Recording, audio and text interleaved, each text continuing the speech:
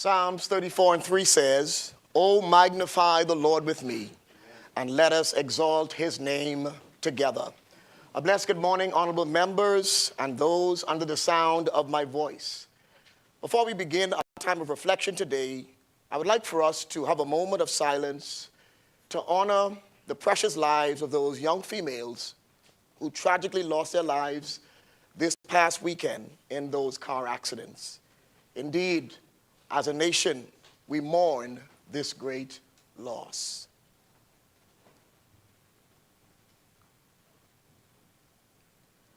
May their souls rest in peace.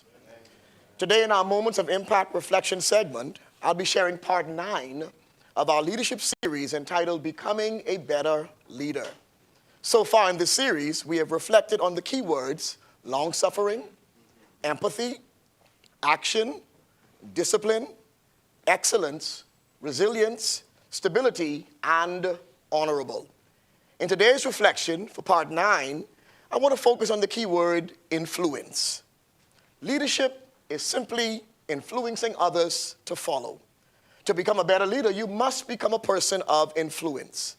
Influence is the capacity to have an effect on the character, development, or behavior of someone or something, or the effect itself. Influence is not about manipulating or controlling others to get your way, but instead to produce results for the good of the team. One of the ways to build your influence as a leader is through effective communication. Simply put, if you want to influence people, you must be able to effectively communicate with them. Sadly, a lot of leaders don't know how to effectively communicate with people. Effective communication requires that leaders must listen. To listen means to take notice of and act on what someone says. To influence people, it's imperative that as a leader, you listen. James chapter 1 verse 19 says, "My dear brothers and sisters, take note of this. Everyone should be quick to listen, slow to speak, and slow to become angry." Additionally, effective communication requires you to uplift people when you speak with them. The truth of the matter is, how you speak with people will determine the level of influence you will have on them. Because after all, no one wants to be talked down to. No one wants to be disrespected or feeling unworthy. No one wants to feel or be treated like a second-class citizen. And last but not least, no one wants to be spoken to like they are a child. In conclusion, I leave you today with Proverbs 18 and 21 that should serve as a guide to all of us as leaders when communicating. And it says, "Death and life are in the power of the tongue, and they that love it shall eat the fruit thereof." This scripture teaches us that your tongue has the power to add value to people, as well as your tongue has the power to devalue people. I admonish you today as leaders to use your tongue wisely. Selah. Think and act on these things. Let us pray. Our Father and our God, we thank you for yet another opportunity to embrace the wonderful gift of life. We thank you today, Almighty God, for your matchless grace and mercy that you freely bestow upon us. We pray today, Almighty God, for your peace, for your comfort, and your strength to the family and the friends of those who lost those precious young women this past weekend. Almighty God, we cover the streets of our nation and pray against the spirit of death. We pray that our motorists will exercise due care and attention as they traverse the streets. Now, Heavenly Father, we lift up our political leaders, and we ask, Almighty God, that this day you would grant them strength, grant them wisdom as they execute their responsibilities. Oh Lord, as the nation goes in the direction of its leadership, it's upon this premise we ask you to help each of our parliamentarians to become better leaders. Teach them how to be better communicators and how to use their tongues wisely. We ask, Almighty God, these blessings upon today's proceedings. And do, Lord, protect each leader in this honorable house today as they conduct the people's business. This is our prayer, for it's in Jesus' name we pray, and all of God's people say, amen. Let us pray the Lord's Prayer. Our Father, who art in heaven, hallowed be thy name. Thy kingdom come. Thy will be done on earth as it is in heaven. Give us this day our daily bread, and forgive us our trespasses, as we forgive those who trespass against us. And lead us not into temptation, but deliver us from evil. For thine is the kingdom, the power, and the glory, forever and ever. Amen.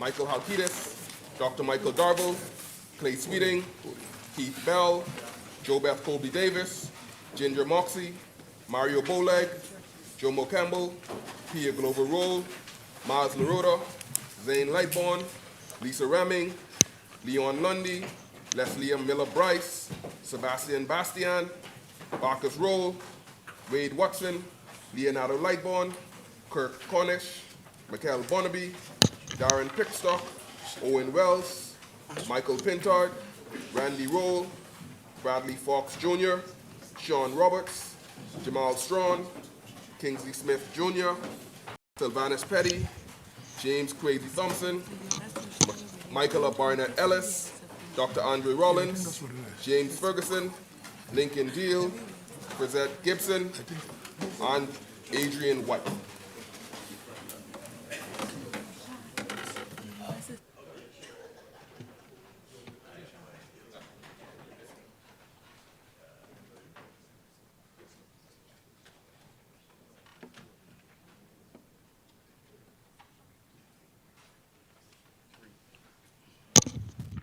Good morning, honorable members.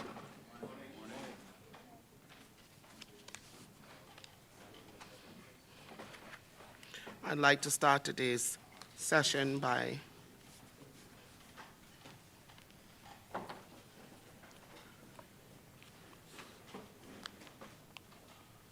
extending condolences to the family of the 5 young ladies who would have lost their life over the weekend.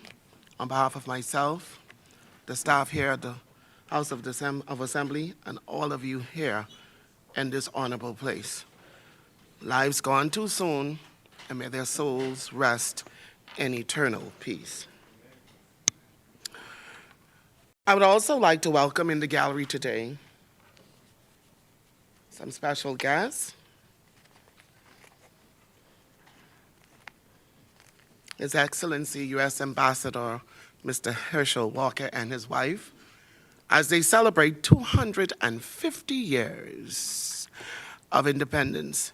May you celebrate in a very joyful way. On behalf of us here in the Commonwealth of the Bahamas, we extend and wish you well as you celebrate 250 wonderful years.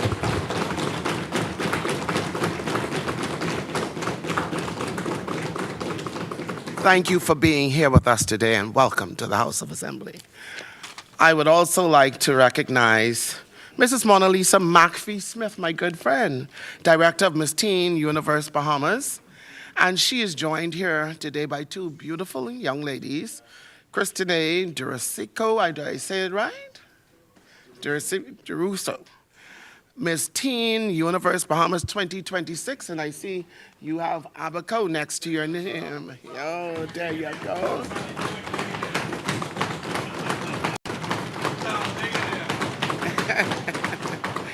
And I see Zanaya, the ZA, Zanaya Bo, Miss Teen International World Bahamas, also from South Abaco.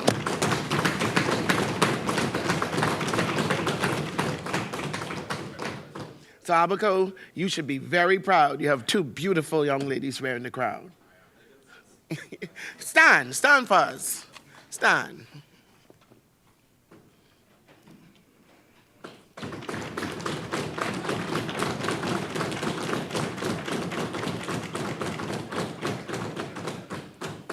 Welcome to the House of Assembly, and we congratulate you in your term as you celebrate the Commonwealth of the Bahamas wearing those crowns so beautifully for us. We will now move down the order of business as we conduct the people's business. Introduction and swearing of new members. Laying of documents by ministers. The chair recognizes the honorable member for Pinewood. Thank you, Madam Speaker. Madam Speaker, I beg to lay on the table of the House a copy of the following: Miscellaneous Written Law Rectification Order Number 8, 2026. Thank you, honorable member. Order that the document be brought up.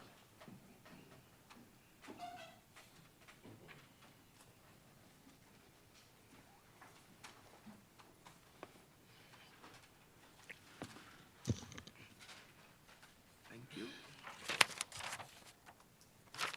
Order the document do lie on the table. Further laying of documents. Thank you, Madam Speaker. Madam Speaker, I beg to lay on the table of the House a copy of the following: the Price Control General Amendment Number 6 Regulations 2026. Thank you, honorable member. Order that the document be brought up.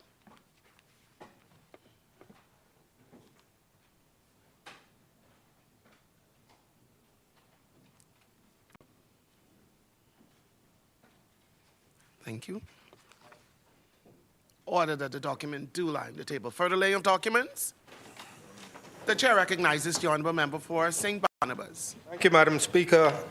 Madam Speaker, I beg leave to lay on the table of the House a copy of the following: the Public Debt Management Bahamas Registered Stock 2029, 2031, 2034, 2036, 2049, and 2054, number 3, directions 2026. Thank you, honorable member. Order that the document be brought up.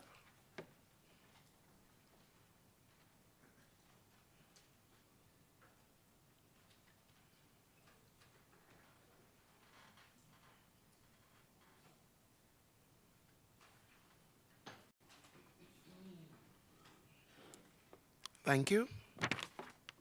Order that the document do lie on the table. Further laying of documents. The chair recognizes the honorable member for Tall Thank you, Pines. Madam Speaker. I beg leave to lay on the table of this House a copy of the following: the National Health Insurance Authority Annual Report for the year 2021-2022. Thank you, honorable member. Order that the document be brought up.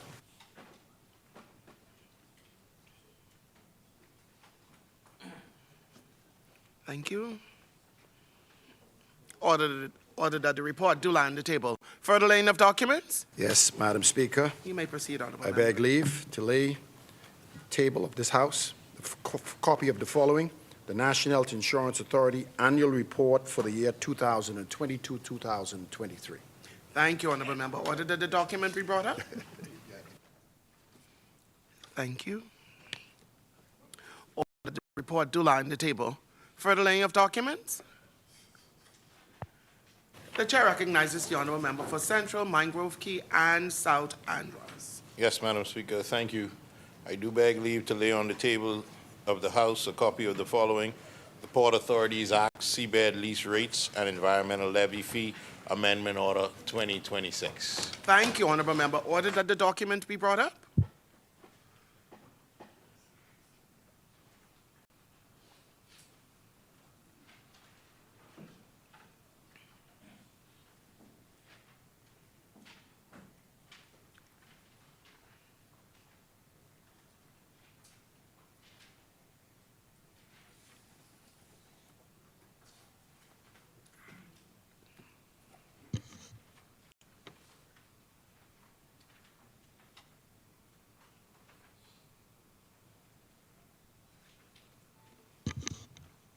Thank you. Order that the document do lie on the table. Further laying of documents. Yes, Madam Speaker. I beg leave to lay on the table of the House a copy of the following: the Commercial Recreational Watercraft Fixed Penalty Amendment Regulations 2026. Thank you, honorable member. Order that the document be brought up.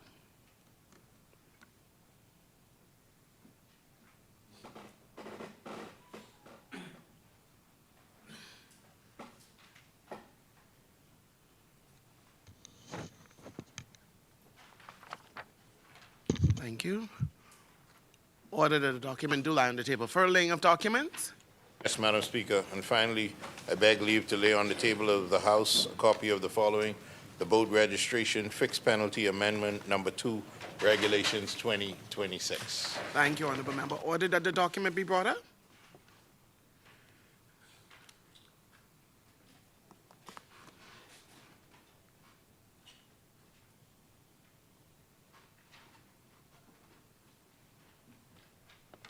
Thank you. Order that the document do lie on the table. Further laying of documents? Thank you, Honorable Member. Statement and communication by ministers. The chair recognizes the Honorable Member for Cat Island, Rumkey, and San Salvador. Thank you very much, Madam Speaker. Madam Speaker, I likewise welcome the beauties of South Abaco to these chambers. And I'd just like to say to the member for South and Central Abaco, South Abaco is looking wonderful as usual. And do keep it up. Some water there, please. And I also take the opportunity to welcome His Excellency Herschel Walker and his lovely wife, Miss Julie Walker. And I would be remiss if I were not to remark and appreciate and record that she is no stranger to the Bahamas, having spent many years in Long Island.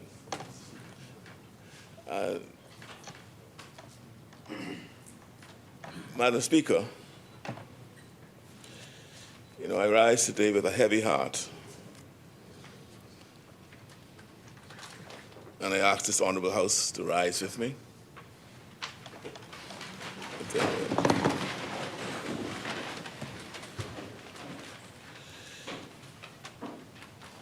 In recent days, our nation has lost 5 of its young people, 4 of whom were well known to me, and whose family has been very close to me over the many years as the representative for Cat Island. 5 young Bahamians taken from us far too soon. These were not strangers to promise. They were the very young people in whom a small nation places its largest hopes. And so I ask this House to pause, to bow its head, and to grieve alongside the families, the communities that are now in mourning.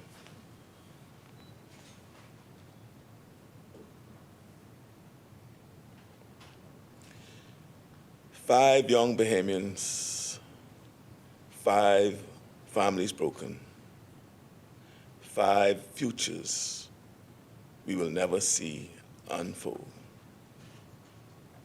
There's no speech that can fill the space these young people leave behind. There's no policy that can answer a mother, father, who has lost their child. All that this House can honestly offer today is our presence, our prayers, and our promise. The promise that we will do everything in our power to protect the young people of this nation so that your families are made to grieve as these families. So on behalf of the government and the people of the Commonwealth of the Bahamas, I extend our deepest and most sincere condolences to each of the 5 families that bear an unbearable loss. We all grieve with you, we all hold you, and this nation will carry your children in its memory. Thank you very much, colleagues.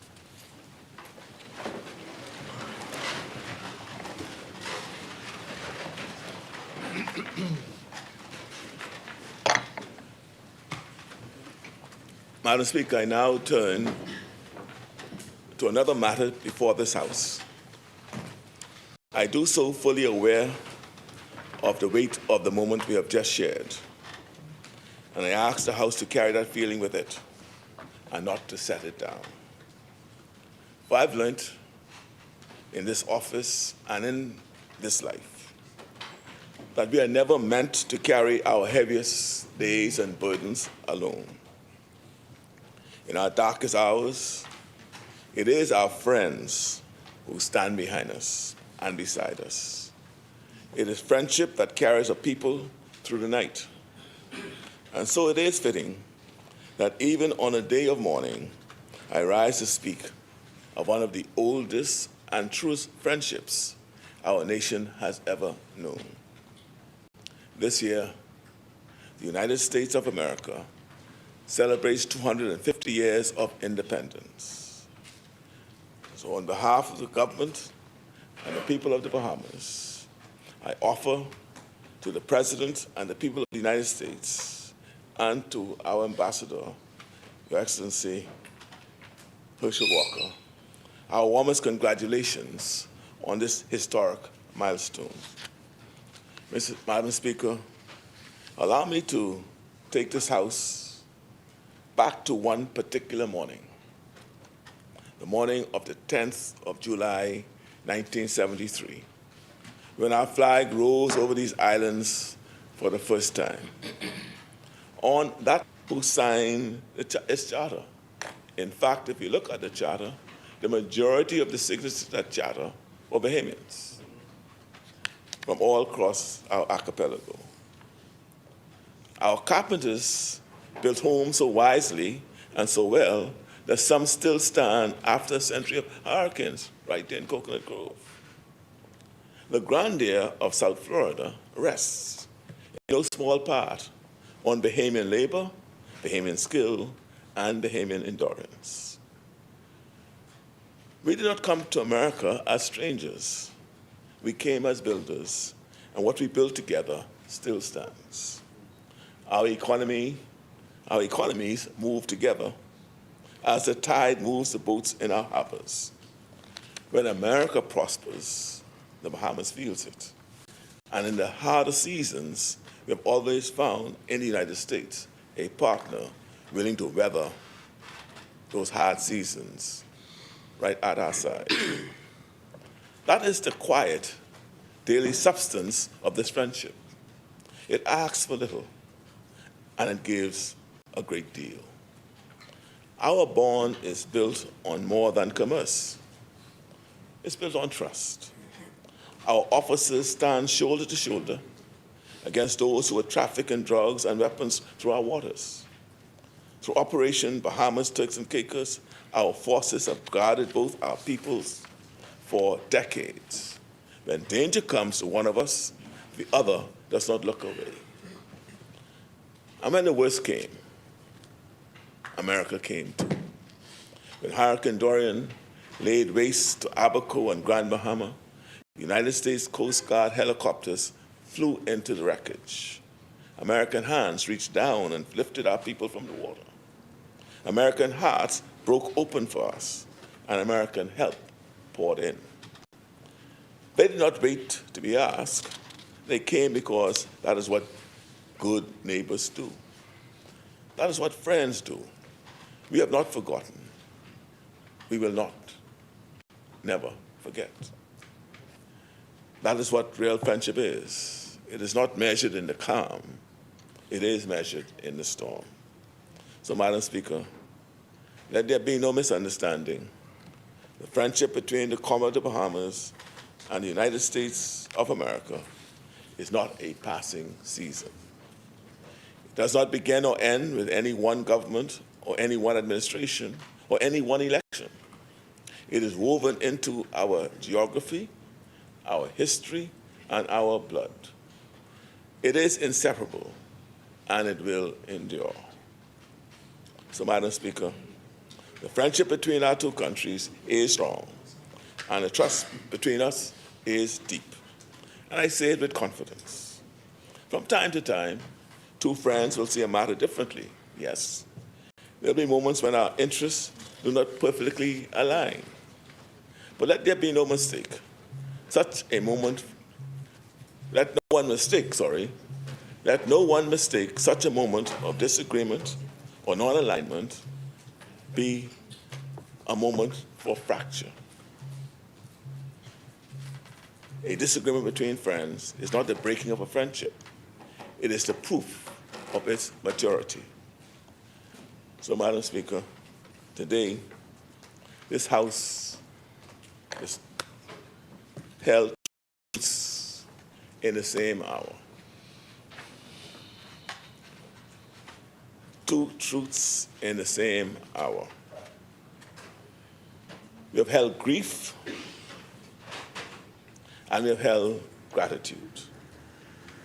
We have mourned young lives ended far too soon, and we have honored a friendship that has stood the test of time.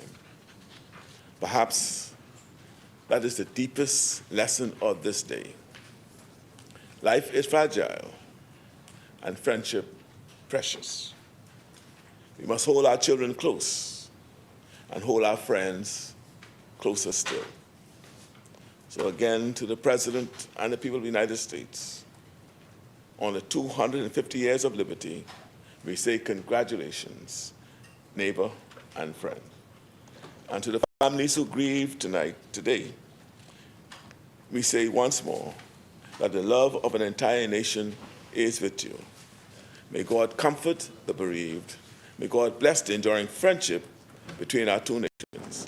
And may God bless the Commonwealth of the Bahamas. Thank you.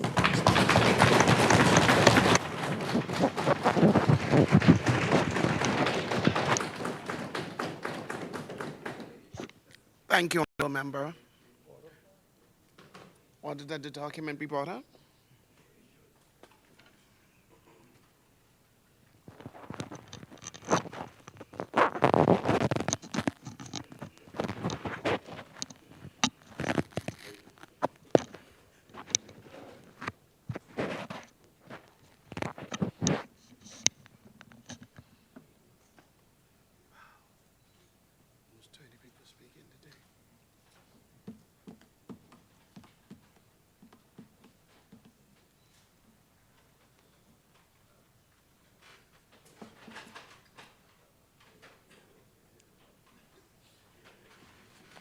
Thank you. Order communication to lie on the table. The chair recognizes the honorable member for Marcos City.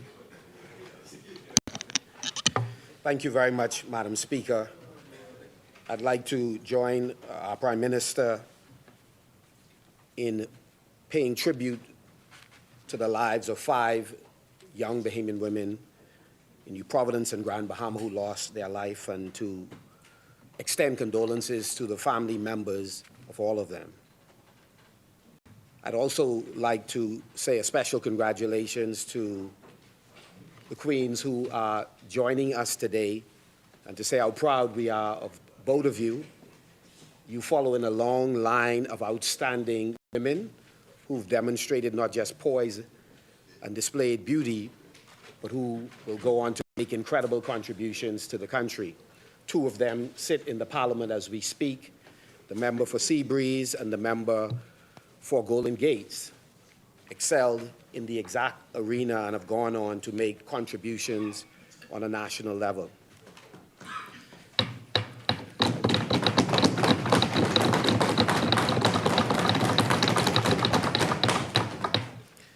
Thank you, Madam Speaker, for inviting me to join the Prime Minister in celebrating with our family and friend the United States of America on the occasion of its 250th anniversary of its independence. So I rise today to pay tribute to the people of the United States of America as you commemorate the 250th anniversary of independence. 250 years is a remarkable milestone. Here in the Bahamas, we are only beginning our 53rd as an independent nation. But Mr. Ambassador, I hasten to say what I've said to so many tourists over the years, that if Columbus hadn't gotten lost and landed in the Bahamas, we don't know if there would have been a United States. So welcome back home. You were born through us, sir. We might say with a smile that our American friends have had about 250 years head start The Bahamas, though, boast of 290 years of parliamentary democracy, and throughout that time, we've enjoyed a special bond. But while they have a longer history, we say our friendship has proven over time that even before you became an independent country, you were motivating and inspiring other nations that were fighting for freedom long before you achieved yours. And so we are grateful that we have shared many decades as close neighbors, trusted partners, and enduring friends. You shared with the world a strong spirit of resistance. You resisted taxation without representation. You made it clear that it was important to end slavery. And so even internally, as you struggled with that issue, you eventually made a decision that resonated around the world. Our histories have often intersected. Geography placed us side by side, but shared values have kept us together. Across generations, our people have crossed the narrow stretch of sea between our nations in pursuit of opportunity, education, commerce, family, and friendship. Our economies are deeply connected, our security are interwoven, and our futures are linked by the waters that we share, the waters we have both sworn to protect. The United States has been an important partner in moments of triumph and in moments of trial. As a resident of Grand Bahama, my family, constituents, neighbors, friends, we all welcomed your generosity in the aftermath of multiple storms, most especially Dorian. And so whether you were responding to hurricanes or strengthening regional security, expanding educational opportunities or promoting trade, or advancing democratic ideals, our two nations have repeatedly demonstrated that good neighbors accomplish more when they work together. What has sustained this relationship is not merely proximity, but principle. We are both nations that believe liberty carries responsibility. We believe that democracy requires participation. We believe that the rule of law matters, that free institutions deserve protection, and that every generation inherits the duty to leave the country that they inherit better than they met it. Those convictions have served both our peoples well. As Bahamians, we are proud of our journey. Though younger as a nation, we have built a stable democracy, nurtured enduring institutions, and earned the respect of international communities around the world. We celebrate our achievements while acknowledging the friendships of those who've walked alongside us and who've stood in defense of us. You continue to stand globally for democratic ideals. We, as a small country, under our founding Prime Minister, motivated not just the Commonwealth nations, but many countries globally to stand up against apartheid. A small country, once again, punching above its weight. We are proud to have stood with the United States through many global struggles that the world has been engulfed in. You have been pivotal on the front line of a number of historic conflicts, and we are proud that we stood alongside in each of them. Today, we are an integral part of all four sections of your armed forces. The Prime Minister and myself had the honor of participating in a celebration on a small island of Bimini, where we celebrated Biminites who have served in all branches of the armed forces. And that is but an example of what's happened from each island in this Commonwealth. We have made a contribution to the United States in a substantial way. We provided labor when many sons and daughters of the United States had gone to the front line in global conflicts. And we have fought during our independence for the dignity of all of our citizens, for the right for every one of us to vote and, of course, to be in charge of our own affairs. You had fought that battle many, many years before us and served as an inspiration. And many American citizens joined us in the struggle for 1967 in this country and supported us in our fight for independence. And so many of us in this Parliament attended universities in the United States. On my own behalf, I attended Tuskegee University. I'm a proud graduate of an institution that taught every one of us that we should be proud of the image we see in the mirror and celebrate the contributions of our ancestors. And so in much the same way that you have offered help to us, we are mindful of the fact that we have contributed to building so many institutions and cities in the United States, most especially in South Florida. I have 2 uncles, 2 aunts, many other relatives who live in the United States, and they remind us on a regular basis, whenever we visit, that we are at home in both locations. And so, Mr. Ambassador, and to your lovely wife, I want to say on behalf of the opposition that I extend sincere congratulations to the government and the people of the United States on this historic anniversary. I look forward to the friendship between our 2 countries continuing to deepen. We expect that our partnership will continue to promote peace, prosperity, and opportunity throughout the region. May God continue to bless the United States and to bless the Commonwealth of the Bahamas.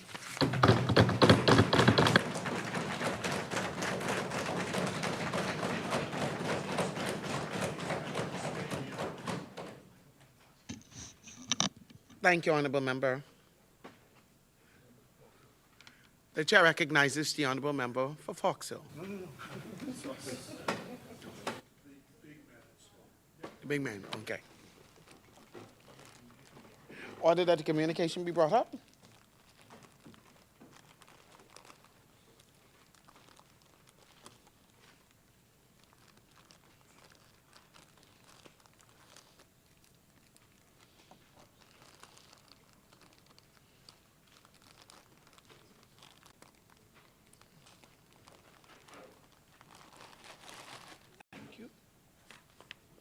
Order the communication to lie on the table. Further statement and communications, Prime Ministers? No further. Thank you, Honorable Member. Communication by the clerk?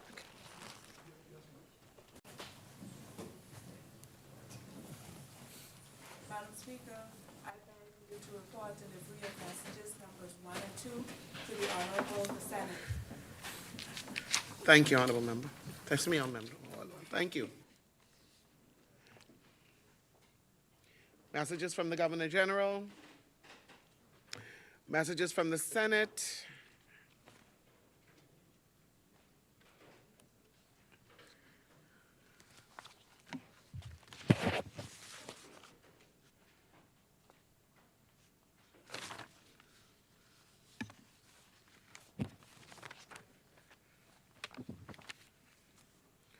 Honorable members, we have messages from the Senate. Number 1, message to the Honorable Speaker and members of the Honorable House of Assembly from the Honorable President and Honorable members of the Senate.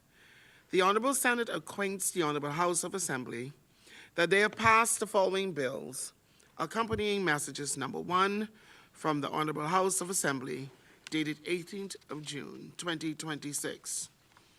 A bill for an act for the appropriation of diverse sums of money for and towards defraying the expenses of the government of the Commonwealth of the Bahamas on revenue account for the financial year commencing 1st July 2026 and ending 30th June 2027. A bill for an act for the appropriation of the sum of $400 million, $15 million,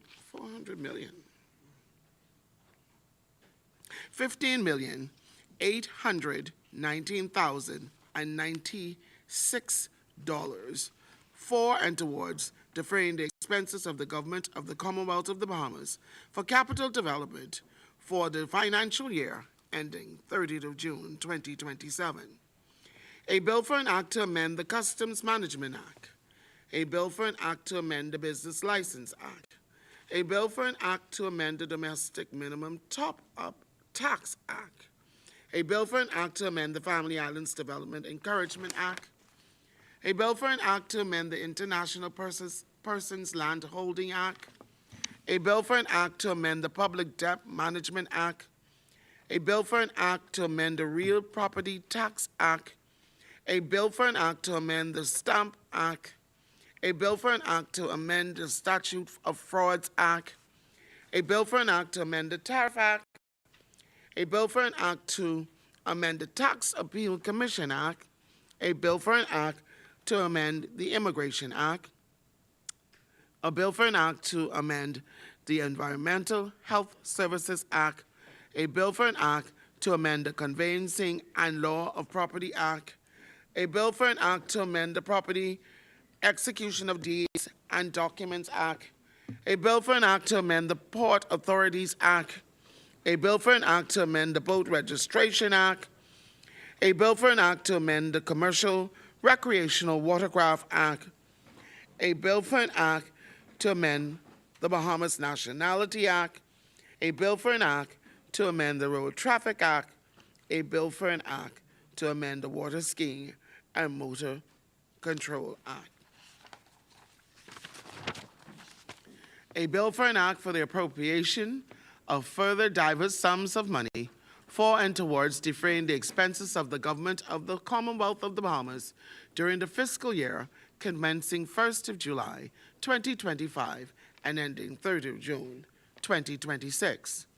A bill for an act for the appropriation for further diverse sums of money for and towards defraying the expenses of the government of the Commonwealth of the Bahamas during the fiscal year commencing 1st of July 2025 and ending 30th of June 2026.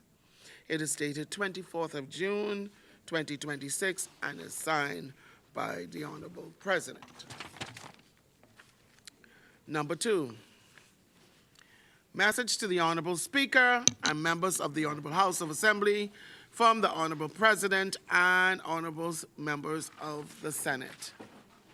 The Honorable Senate acquaints the Honorable House of Assembly that they have passed the following bill, accompanying message number 1, dated 18th of June 2026, from the Honorable House of Assembly, having made the following amendments. Value Added Tax Amendment number 2 Bill 2026. Clause of Bill, amendment to be made, delete subclause 2 and substitute the following. 2. Subject to subsection 3, this act shall come into force on the first day of July 2026. 3. Clause 4 of this act shall come into force on such date as the minister may appoint by notice published in the Gazette. Is dated 24th of June 2026 and it is signed by the Honorable President of the Senate. The Chair recognizes the Honorable Member for Parliament. Thank you, Madam Speaker. I move that the said amendment be amended. Thank you, Honorable Member. It has been moved and seconded that the following amendment be amended. As many are in favor will remain seated. Those opposed will stand. The motion is carried. The Honorable. The Senate amendments are adopted. Last but not least, message number 3, message to the Honorable Speaker and members of the Honorable House of Assembly from the Honorable President and Honorable members of the Senate.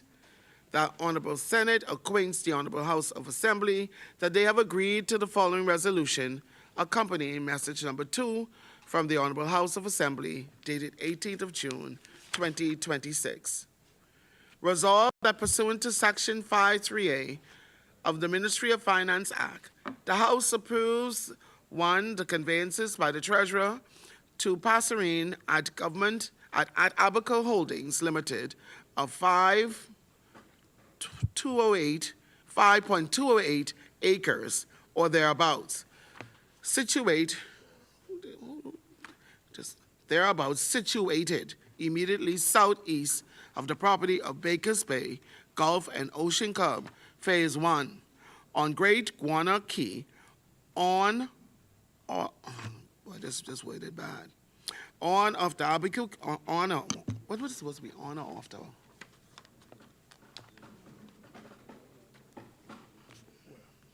There.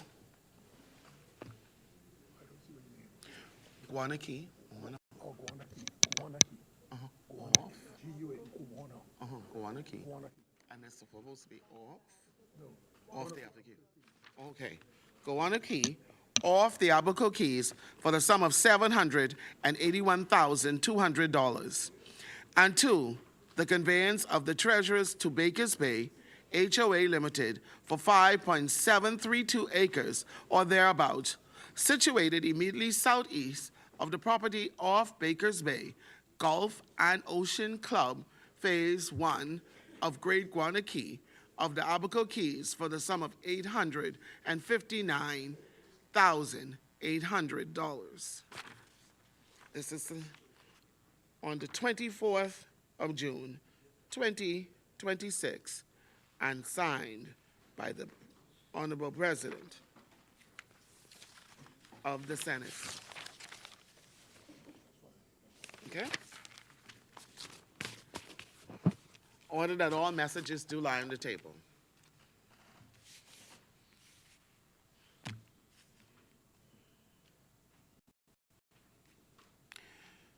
We revert back to the order of business. Motion for leave of absence, leave to resign seat, and new writs, presentations of petitions, presentation of reports of committees, adoption of reports of committees. First reading of bill? No first reading of bills, Madam Speaker. Thank you, Honorable Member. Second reading and committal bills? No second reading of bills, Madam. Thank you, Honorable Member. Committee of the Whole House. Third reading and passing of bills? No third reading and passing, Madam Speaker. Thank you, Honorable Member. Consideration of Senate amendments. You've already passed that. Resolutions. Member statements. Resolutions. The chair recognizes the Honorable Member for Cat Island, Rumkey, and San Salvador. Thank you, Madam Speaker. Madam Speaker, at the opening of this session of Parliament, Her Excellency the Governor General provided us with her most gracious speech from the throne. And I stand to move the resolution that a humble address be presented to Her Excellency, the Governor General, thanking her for her most gracious speech at the opening of Parliament. Speaker,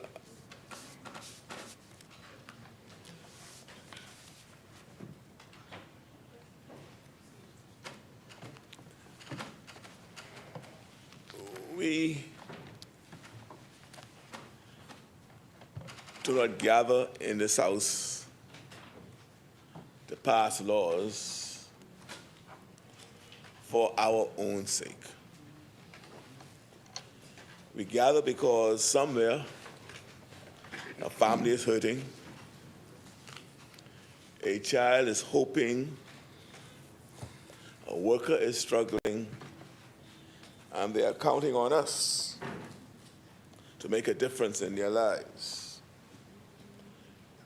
That is the spirit in which I rise to support this resolution, to thank Her Excellency, the Most Honorable Dame Cynthia Pratt, for her gracious reading of the speech from the throne. It is fitting that she is the one who delivered this speech of progress for our people. Extremely fitting, because long before she was Governor General, the Bahamian people gave her a different title. They called her Mother.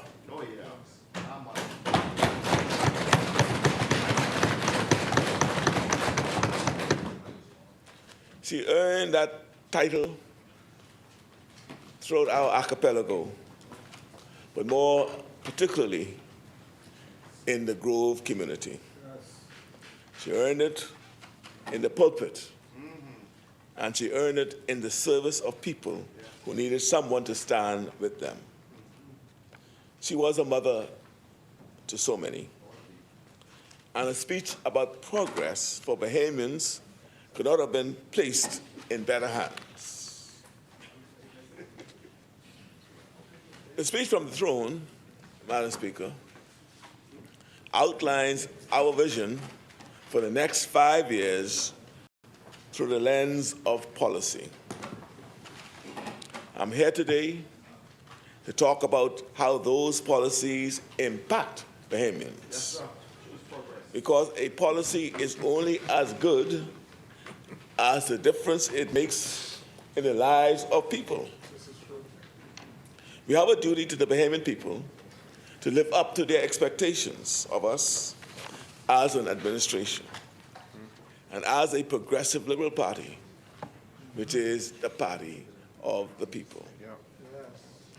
On the 12th of May, the people told us something they had not told any government since 1997. They told us they would grant us a second term. And the statement was very decisively made, as the composition of this House reflects today. However, I do not take the support we received as a congratulation for a job well done or a celebration of our record. I take it all as instructions. Voters looked at 5 years of work and they told us to keep going. So today, I'm here to outline to this honorable House and to the Bahamian people how we intend to keep building on progress. I will start where many Bahamians feel a tremendous amount of anxiety and strain: at the grocery store. When a mother stands at the cash register and watches the total climb past what she budgeted, she's not relying on economic projections or other fancy numbers. Her experience is defined by the numbers on her receipt.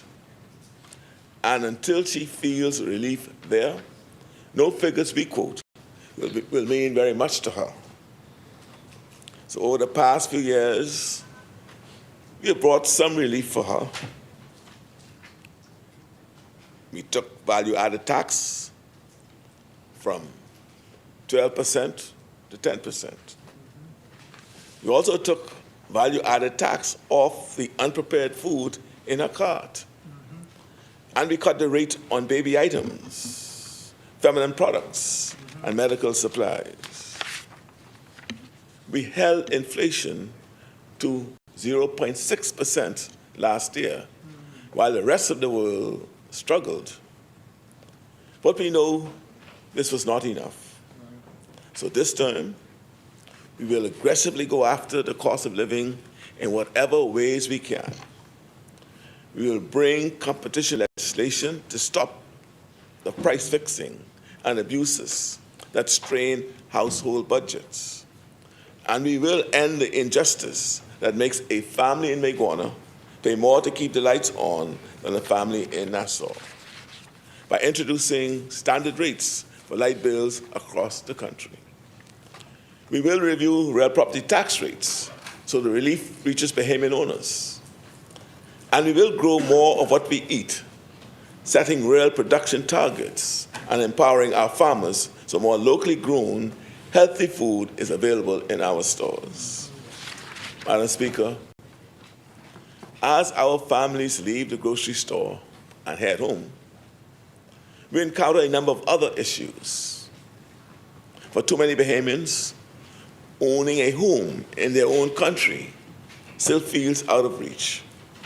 We plan to make it possible for many more people to achieve their dream of home ownership. We have raised the first-time homeowner exemption to $600,000. We are expanding affordable homes and rent-to-own opportunities so that hundreds more families each year can turn a key in the front door of a home they can call their own. For the families still renting, we will set new standards that landlords cannot ignore and create an authority with the power to enforce these rules. And since we are talking about truly owning a piece of our country, we will offer Bahamians the chance to own a piece of one of their own national institutions by placing up to a quarter of the ownership of Bank of the Bahamas directly into our citizens' hands. This is important because ownership is how we truly empower Bahamians. It's how we get Bahamians to stop feeling like guests in their own country. Madam Speaker, we must also think about the worker who leaves their home every morning to take care of their family. For generations, many Bahamians have worked hard, but our labor laws did not work hard enough for them. This term, that changes. We are bringing about the most significant reform of our labor laws in a generation, introducing better workplace standards, expanded maternity protection, paternity leave, mental health leave, remote work, and real safeguards for working parents. That mother who had to choose between her own health and a paycheck will now have laws that better empower her to balance both. We will bring the informal worker, the roadside vendor, the tuck shop owner, the woman doing hair and lashes at home, the ones who have always been left outside the system. We will bring them under the protection of national insurance, and we will secure NIB's fund for future generations. We will give public servants a proper contributory pension, so a lifetime of service will be properly and sustainably repaid without worry about availability in the future. We are also tightening the machinery behind it all with modern digital systems and clear performance benchmarks across the public service. As we go from our workplaces to our schools, a transformation is underway. Walk into a government primary school just before the first bell. There's a child at a desk, for the first time in our history, has had a free, universally available breakfast before that bell rings, because this government decided no Bahamian child should have to learn while hungry. This term, that same child and the teacher in front of them will be handed a tablet or laptop of their own. Every child and teacher will be provided with their own device, because we can't have digital literate citizens without properly equipping our young people with the tools they need to thrive in this technological era. We'll also follow through with the Education Act, bringing about the most transformational education reform in a generation. And we will make pre-primary education universal and compulsory from age 4, because the child who starts strong carries a head start for life. And for adults who want to continue learning, and of course this applies to young people as well, we have launched Upskill Bahamas. 16,000 Bahamians have already enrolled. We are about to open it to 25,000 people. That is real progress as we bring our education and training systems into the 21st century. Madam Speaker, progress also extends to our people in the later phases of life. As we protect NIB pensions and improve government pensions, it is our senior citizens who benefit most. And we're not stopping at pensions. Somewhere tonight, somewhere today, there's a senior citizen, a patriarch or a matriarch who raised children, kept a home, and held a community together, who can no longer care for themselves, and who has been left to survive without sufficient support.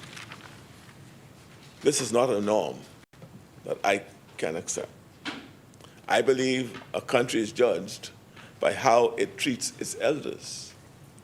We have a moral duty to take care of those who took care of us.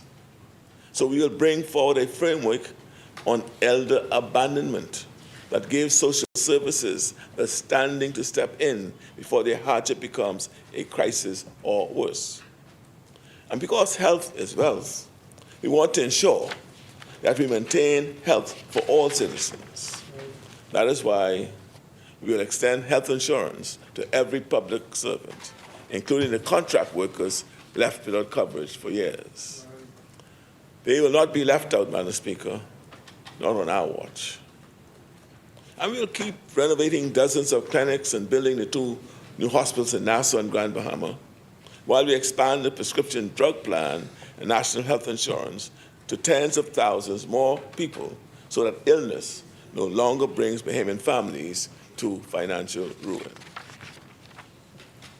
Madam Speaker, we must also address the very real fear that impacts far too many communities throughout New Providence. For years, a parent sending their child, their son, out the door carried a fear no parent should know. The fear of crime is real and has been substantiated by years of violence that has stolen far too many promising lives away from us. Last year,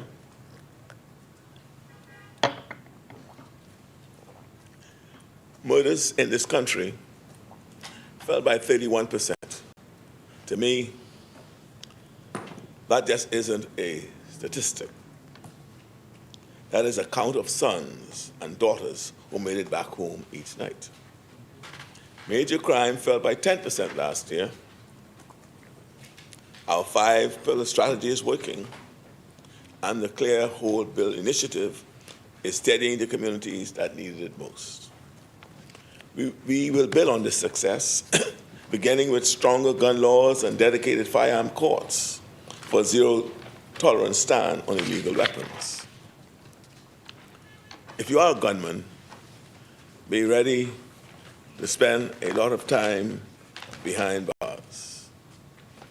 We will introduce a backlog reduction court and sexual offenses court because justice delayed is justice denied. And swift justice is essential to crime reduction.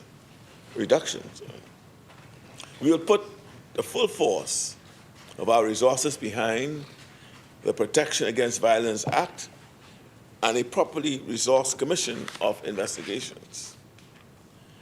A mother should be able to send her child into the world without worrying of harm coming to them.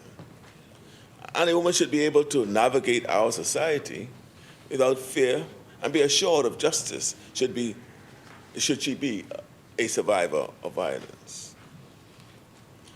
We will not rest until that is the experience for citizens in every community throughout our nation. We have made great progress in that regard, and we will continue with our holistic approach to fighting, solving, and preventing crime. Madam Speaker, as a family island man, I know what it's like to feel like your community is being neglected. For so many years, family islanders felt like they were an afterthought, as though the nation began and ended in Nassau. We are ending that. Yes. And our blueprint, every inhabited island will have its own development plan, written in consultation with its own people and backed by the force of law. Meanwhile, our airport renaissance is reaching more than 20 family island airports. the dozens of clinics, docks, and hundreds of miles of roads being paved will continue throughout our islands. And after decades of broken promises, the glass window bridge in Ilustra is finally being fully repaired. Brand new. Huh? Brand new. Brand new. Then we have Grand Bahama. You know, I often say Grand Bahama holds a special place in my heart. You know, it was my home for a while, then became my second home for another little while. And for many years of my life, Grand Bahama has always had this special place for me. For years, people talked about Grand Bahama in the past tense, as if the Magic City's best days were behind it. And I never believed that for a moment, because I know how resilient Grand Bahamians are. Today, the comeback is real.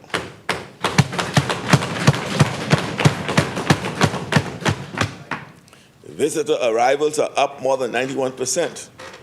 That's over 1 million visitors last year, making Grand Bahama the fastest growing tourism destination in the country.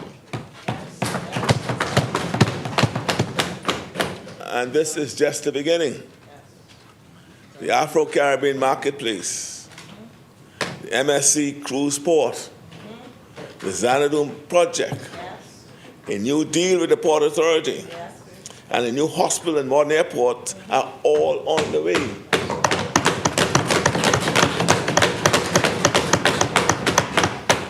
The Grand Bahama Power Company is under new ownership, a purchase made by the government to ensure that Grand Bahamians are no longer excluded from lower bills under our new energy era.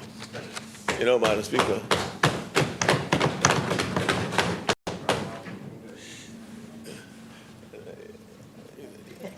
I would have thought that the Grand Bahamian MPs would, thank us for causing the bill for their residents, their constituents. Right? They don't get vexed, for good news, Yeah. So, I'm talking about, I talk about good news. Right now, they want to raise the question of start the airport. See, let me just say, by now, you all should know, right? That if I say it's going to be done, it will be done.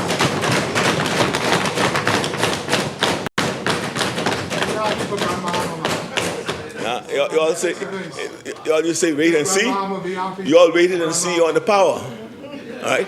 You all waited and see, right? Yeah, it's getting done. So that's like 4 times. You did not 4 times what you do in Grand Bahama. Right. Nah. So I just want to know, big things are happening in Grand Bahama, and people can feel the change. I know this. Of course. Madam Speaker, nothing corrodes a nation's trust faster than seeing the law broken without accountability. This is especially the case when it comes to our borders and our sovereignty. So we are placing real consequences on the employers who exploit and hire migrants unlawfully. We'll also require verification of qualifications before a person is hired, as well as submission of biometric information and the introduction of overstay alerts at our borders. A new fraud intelligence unit will detect fraud and enforce the law on those who try to cheat the system.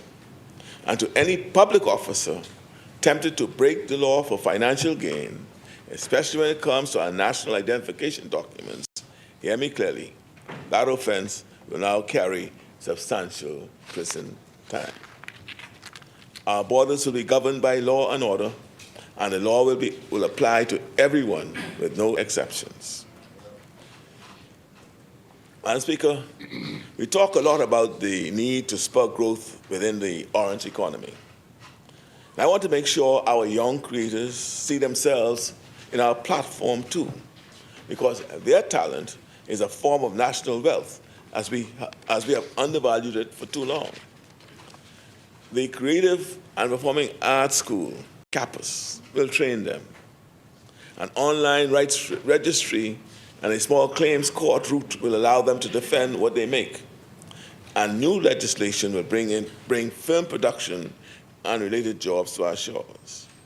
And speaking about campus, I was thrilled to join the Minister of Education, Science and Technology, the first graduation for diplomas and certifications of campus last evening. They had there's at least 30 plus persons who got either certificates or diplomas for what they've done because we opened it last September. This is the first cohort, and they're now moving into the degree program, which is going to start this September.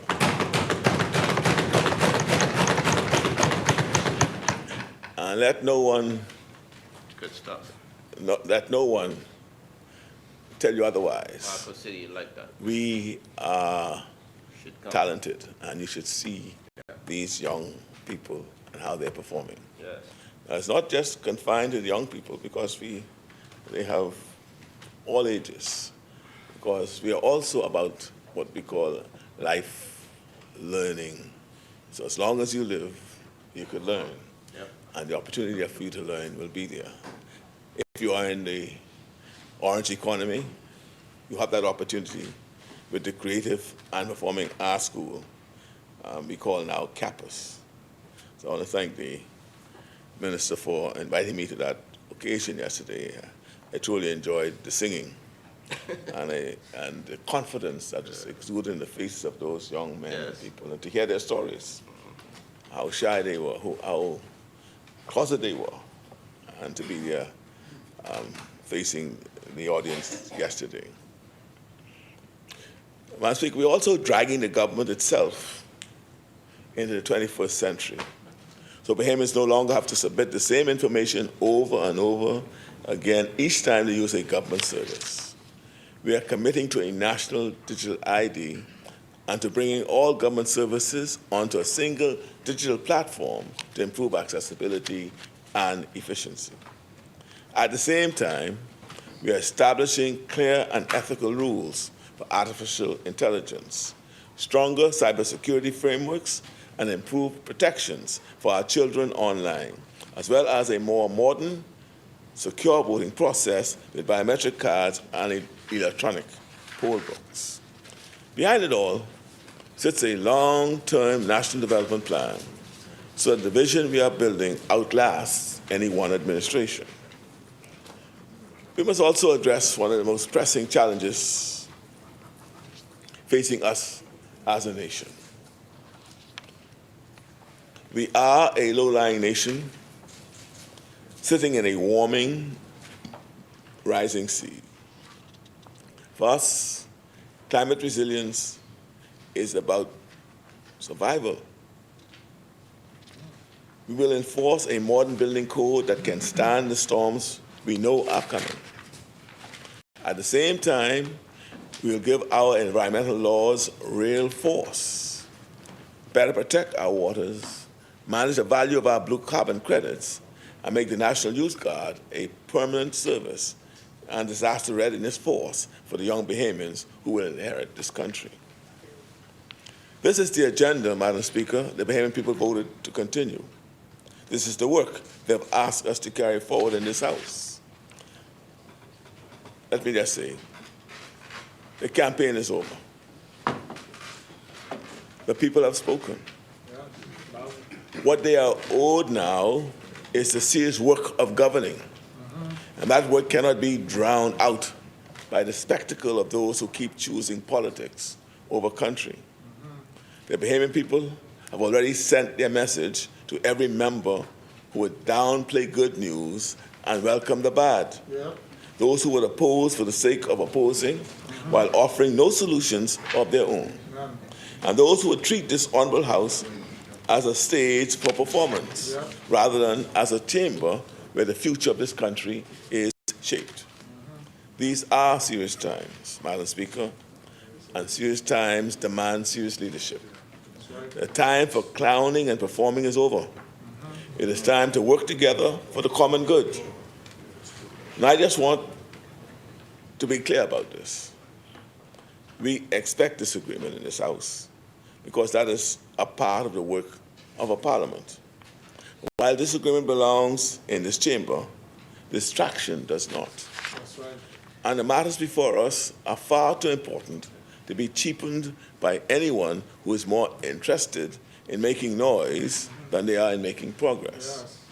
So I extend my hand across this floor to every member willing to meet this moment with the maturity it demands. Where there's common ground, let's stand on it. Where there's disagreement, let that disagreement be honest. And where there's work to be done, let's do it together. Madam Speaker, the speech from the throne is, in the end, a statement of confidence. It is this administration's confidence that our country holds everything it needs to succeed. We have the talent, we have the creativity, we have the resilience, and above all it, we have the Bahamian people who on the 12th of May chose progress. Yes, yes. We will keep building on progress until it's felt in every home, on every island, and by every Bahamian. That is the work we now undertake. Madam Speaker, I am proud to support this resolution, thanking Her Excellency, the Most Honorable Dame Cynthia Mother Pratt, for a gracious reading of the speech from the throne. May God bless this honorable House, and may God continue to bless the Commonwealth of the Bahamas.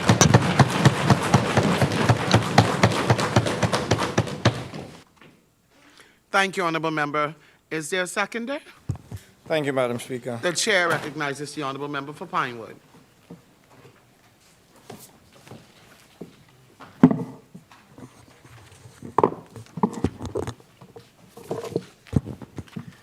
Madam Speaker, I rise on behalf of the great people, resilient people of the Pinewood constituency, who sent me into this place for the second consecutive term to represent their interests. Madam Speaker, it's my absolute honor to second this resolution. To thank the Honorable Dame Cynthia Pratt, Governor General of the Commonwealth of the Bahamas, for the gracious speech from the throne which he opened this new parliamentary session. Madam Speaker, Dame Cynthia Pratt did so on the 20th of May with dignity, clarity, and command that have come to define her distinguished service to this Commonwealth. The speech is delivered in the chamber that brought together both houses, the diplomatic corps, and distinguished guests, all who witnessed the formal opening of this new term. Madam Speaker,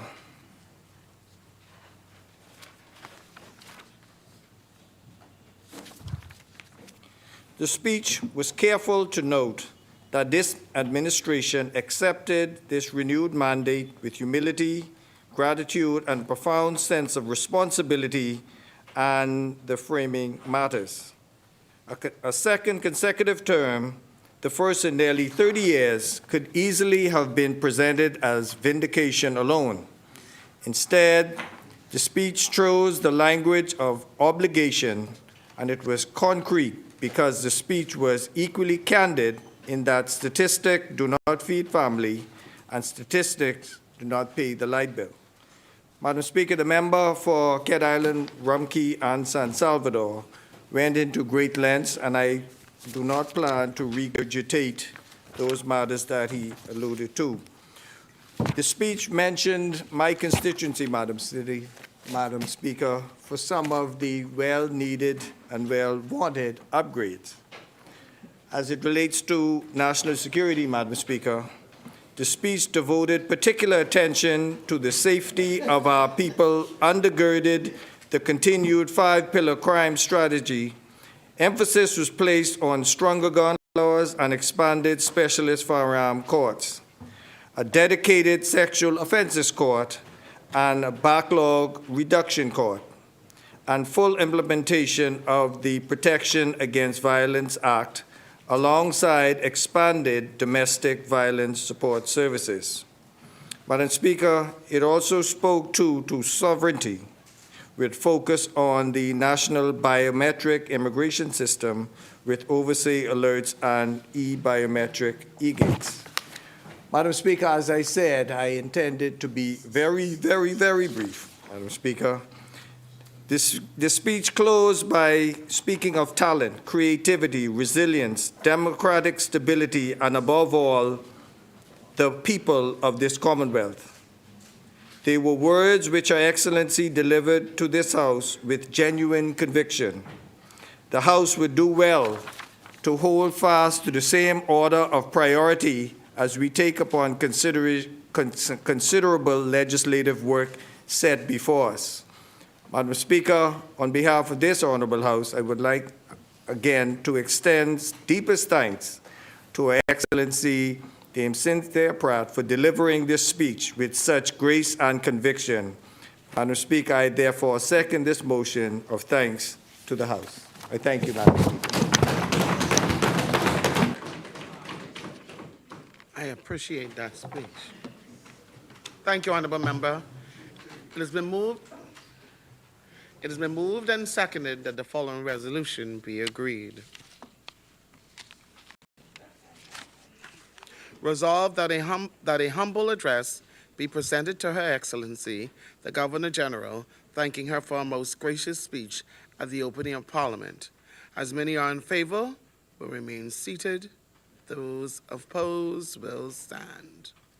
The motion, as many? The chair recognizes the honorable member for Marco City. Thank you very much, Madam Speaker. I rise to thank the Governor General for her speech, the opening of Parliament. As always, our Governor remains poised, graceful, and her person and presence serve as an inspiration to tens of thousands of Bahamians, especially those of us who grew up primarily in Angliston and Coconut Grove, or Yellow Elder, and numerous communities over the hill. Today, Her Excellency, we extend gratitude to you for more than just presenting the speech from the throne, but for responding to the call of God on your life and for staying humble despite your elevation. Once again, Madam Speaker, I thank Almighty God for this rare opportunity to serve in this Parliament. The purpose of the speech is both to lay out the government's legislative agenda, but also to highlight policy positions and initiatives that are meant to be prescriptions that the incoming administration intends to apply to the range of challenges that we face as a country. These prescriptions should also put the Bahamian people in a better position to seize the opportunities we have not yet achieved. We listened, Madam Speaker, to the content of the speech intently and asked several questions that others have asked of us. Did it address the matters that plague us? Did the speech make the path easier and clearer for our citizens and investors to create or to seize opportunities that would make our country globally competitive? Are the pronouncements in the speech putting us in a position to improve our citizens' prospects for ownership in this country, or at a minimum, provide jobs that are sustainable? Did the speech provide hope that we will reduce or end the pains that significant segments of this society are plagued with? Madam Speaker, we expected that the message, Madam Speaker, would resonate with those persons who we serve daily. So today, Madam Speaker, I wish to offer just a few thoughts on the speech from the throne and some of the broader issues that affect our society And Madam Speaker, to put in context what we view are some of the pressing matters that must be addressed. Up front, Madam Speaker, I would have hoped that we would have introduced in this term, preferably in this year, given the fact that we're going into the summer months, an independent fire department and legislation that would allow this unit to stand alone to combat what is a national challenge throughout our family islands, to some extent in New Providence and certainly in Grand Bahama. Madam Speaker, I looked to see whether or not the issue of the National Investment Fund would have been addressed, and whether the government would have given consideration to repealing and replacing with a true world-class, best-in-class sovereign wealth fund, or whether there was a commitment to local government in New Providence. Madam Speaker, the challenges we face are many, but we have the capacity as a people to meet them. The opportunities, Madam Speaker, are many, and while many Bahamians have done well, far too many, Madam Speaker, are still seeking to realize their dreams and aspirations. So, Madam Speaker, having been given another chance to govern in the Bahamas as we listened to the voice of this government through our governor, I must confess that I, like many others, found the speech from the throne underwhelming. And given the lack of enthusiasm, Madam Speaker, even in the room, no doubt filled with persons loyal to this government, it sent a message, Madam Speaker, that we expected more, we deserve more. And a part of our job as opposition, in response to comments made by the member for Cat Island, Rumkey, and San Salvador, our job is to make concrete recommendations that would improve the fortunes of our people, and we have been doing that. But it's not to be cheerleaders, as they would wish. It's not to be quiet and to shrink, Madam Speaker. The speech contains much of the same tired promises undelivered in the 4.5 years of government before, dressed up in flowery words. Comment all you wish about election results. We know that it's possible to win and the people still lose. After 5 years of governance, this government is now seeking to deliver on the following, Madam Speaker: a creation of economic stability and growth. And why this was very much interesting, Madam Speaker, and we certainly support that, I thought they had already done so by all of the boasting that they were doing all along, Madam Speaker. But at last, we now know that they know what the Bahamian people have been living under as they presided over this economy. It is true, Madam Speaker, that we are still facing economic sluggishness and high cost of living. We see it and experience it every day. Parliamentarians hear it when they slip outside the doors of Parliament, and many of their supporters are waiting, unable in some cases to see them otherwise. If economic stability and growth, Madam Speaker, were achieved, I doubt seriously that this would be the first order of business for the government elected just over 1 month ago.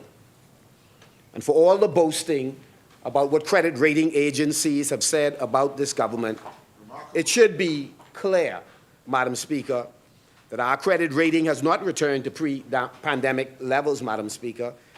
There is selective reporting of what we have achieved. But people in their daily lives know and feel the difference.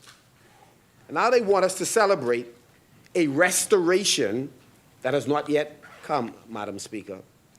And if the comparison is just the period immediately after Dorian, what a low yardstick to use, Madam Speaker. The speech from the throne also talked about emphasizing market dominance. This may need to be addressed, Madam Speaker, no doubt. But after close to 5 years of governing, where are the initiatives to truly encourage new business startups, expand the domestic business opportunity and ensure inward direct investment.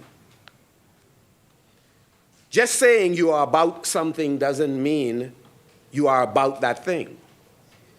You have to have real strategies, real execution, real results. Reduced government bureaucracy was another item touted, Madam Speaker, which is laughable.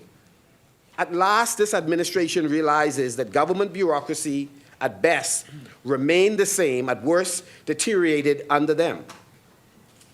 If you had reduced government bureaucracy, you would not have to be talking about reducing it, Madam Speaker. The reality is this government has increased the bureaucracy.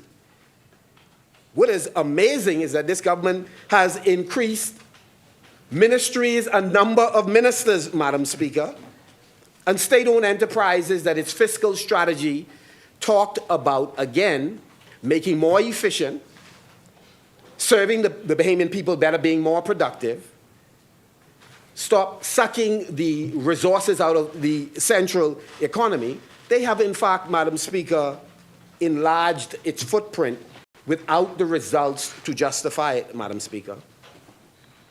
The speech also talked about a clear national investment policy.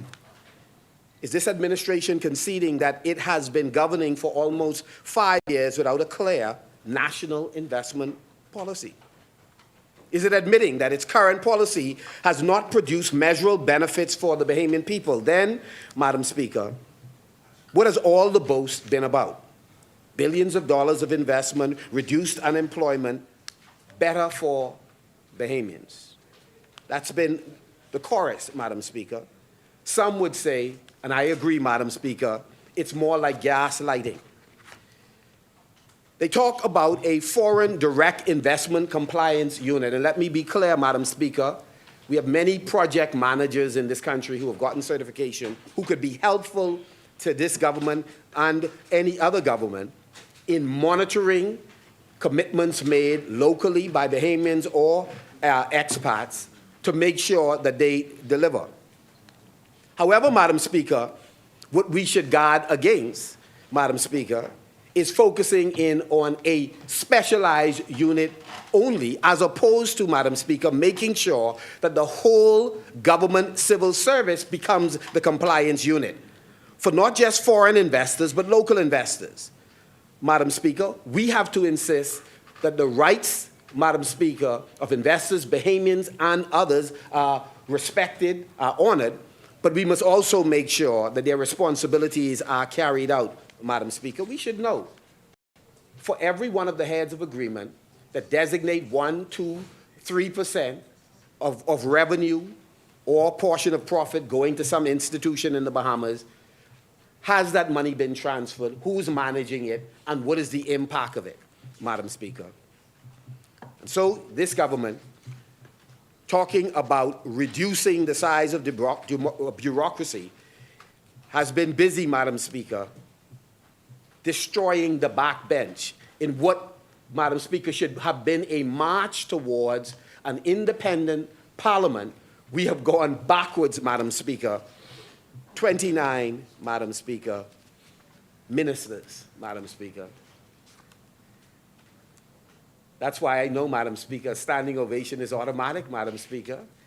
People are giving an ovation for new appointments, Madam Speaker, not just as ministers or PALSECs, Madam Speaker, but for silencing dissent, Madam Speaker, or differences of opinion.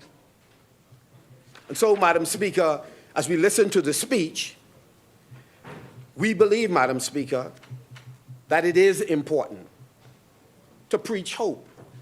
We support that, Madam Speaker, and we've done it.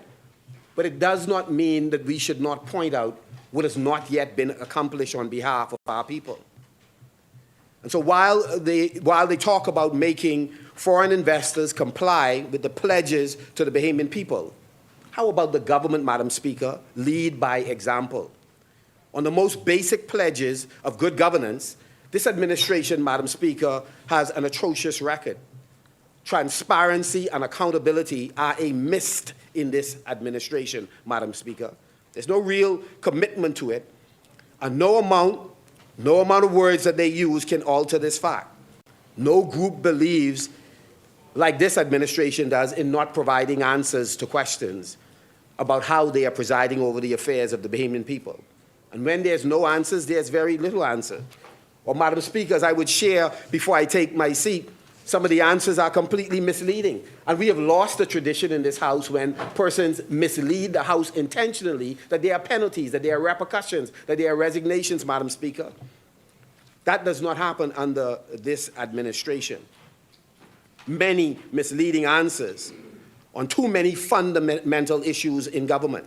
For example, Madam Speaker, where was the $700 million deposited? Where, when was it deposited, Madam Speaker, in the National Investment Fund that has no board? And if they were appointed, who else knows other than those who are on it? Where's the $120 million that they said boldly, publicly, that they have collected for the sale of the Grand Lucayan, Madam Speaker?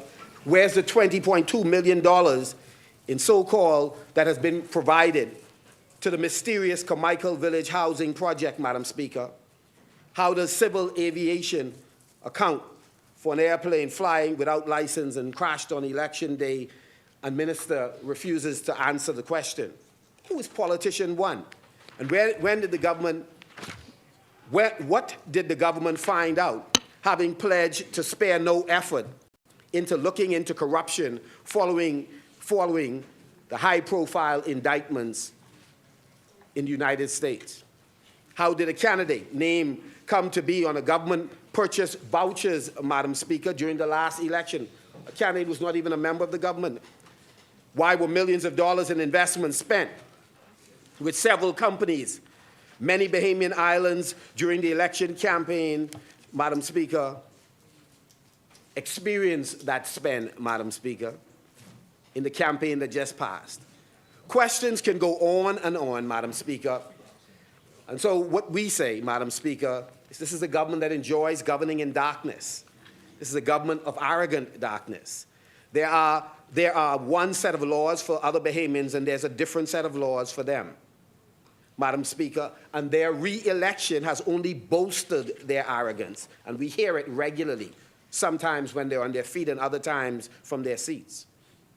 And so, Madam Speaker, fine words in spots throughout the speech is one thing, but we do have a people who requires its government to help fix with them the challenges that they face.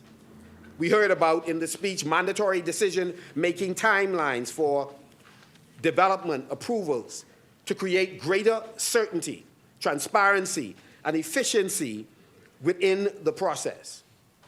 The question is, where are the government's mandatory decision-making times to produce transparency and efficiency? State-owned enterprises to submit binding business plans with clear performance milestones aimed at reducing long-term dependence on government subsidies.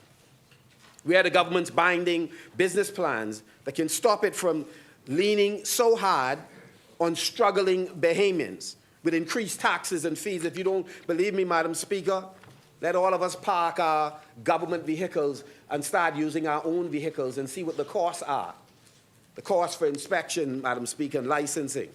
If you're in Grand Bahama, you pay one place, you inspect in another, Madam Speaker, then you go back where you started, Madam Speaker.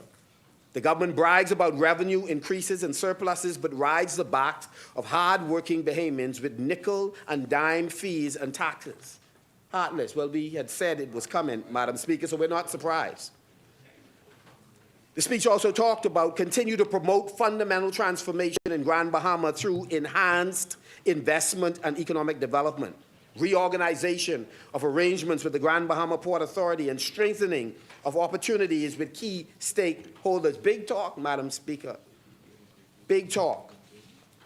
This administration could find $200 million to buy Grand Bahama Power Company, but cannot find a few $1,000s to fix one East Grand Bahama clinic. It borrows that money to buy the power company, but cannot upgrade Grand Bahama's airport, even after the Prime Minister himself said that the contractors were mobilized, and he did that ages ago, after he dismissed the former Minister of Tourism from having oversight over that project, and he took it on, Madam Speaker. It didn't move any faster, Madam Speaker. In fact, it didn't move at all, Madam Speaker. What about the Grand Lucayette after almost 5 years?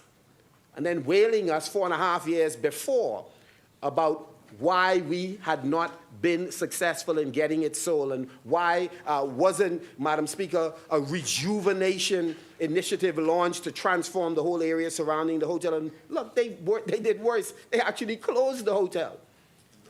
Didn't pay, Madam Speaker, the employees, Madam Speaker.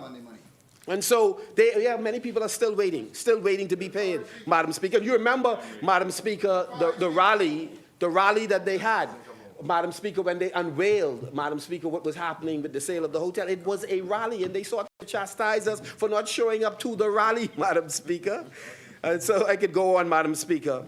The speech from the throne, Madam Speaker, unfortunately, in several key areas was a disappointment.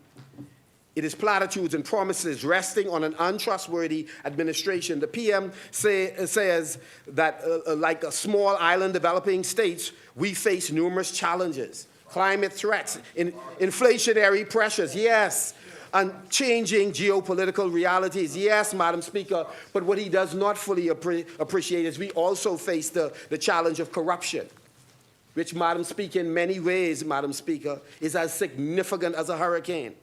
And inflationary pressures, Madam Speaker. And so, Madam Speaker, this is the issue that ought to be addressed. And I listened just now as he talked about joining hands and doing serious work.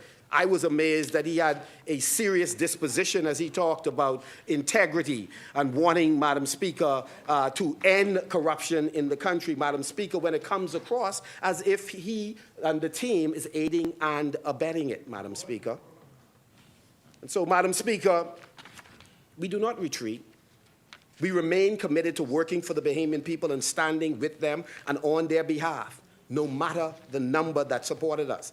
This is our calling, Madam Speaker, and it's a calling we have answered, Madam Speaker. The legislative agenda in this campaign is unworthy. It shows an administration that is unfocused, lacking in work ethic, and showy, though they accuse others of it. The speech from the throne did not live up, Madam Speaker, to, again, the precious soul that delivered it. Thank God for Mother Pratt, Madam Speaker. And so, again, we thank her, and we appreciate, Madam Speaker, the role she continues to play in our country. We are better off because we have her, Madam Speaker. Let me say, Madam Speaker, I talked earlier about this issue of transparency. And I wish to return to it, Madam Speaker, and most likely will end on it. Madam Speaker, we were pleased to hear conversations about food security. And we're happy that the government continued, Madam Speaker, to at least recognize the policy we left in place that we think can drive food security.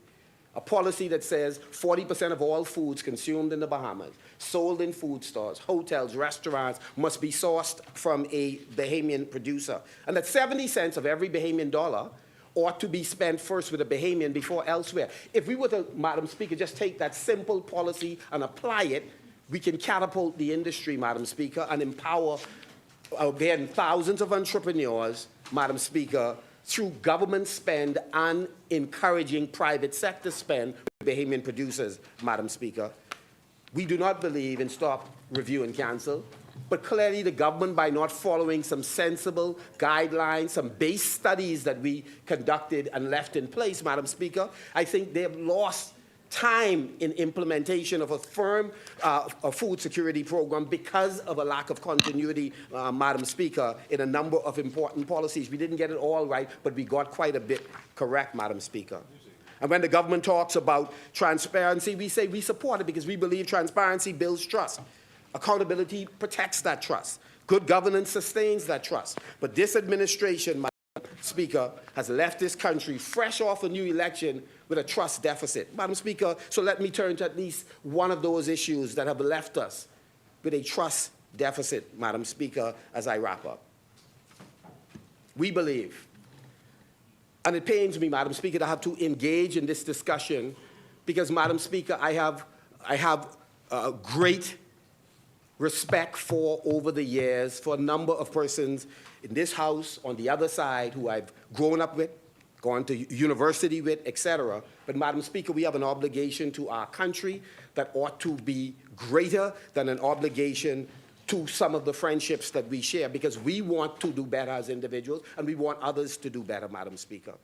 And so, Madam Speaker, it disappointed me that when I raised the issue of our colleague, Madam Speaker, from St. Barnabas, and, Madam Speaker, his role in the top-notch builders company in the past, that we did not get a fulsome explanation, The chair Madam recognizes Speaker. the honourable member. Well, Speaker, my recollection is that this matter was referred to the Committee on Privilege, and therefore it cannot be raised or discussed at this time until the matter is heard by the committee, Madam Speaker. I therefore ask you to expunge what has been said and allow the member to go no further on the matter.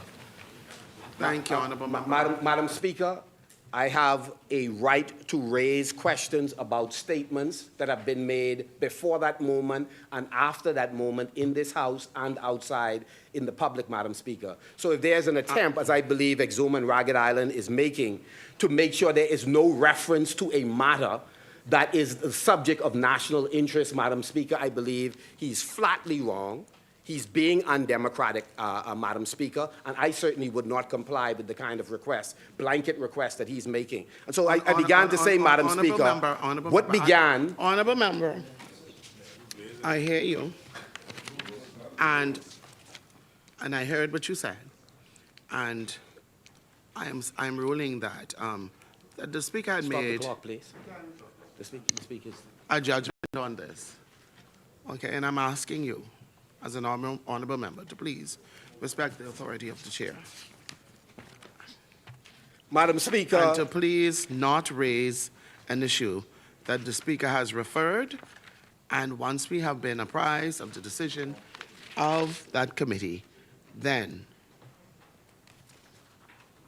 and only then, will that Madam Speaker, be heard. for all of us who hold responsibility in this place, Madam Speaker, we have an obligation to speak accurately and honestly about all positions that we hold and the things that we know about any company that we were associated with.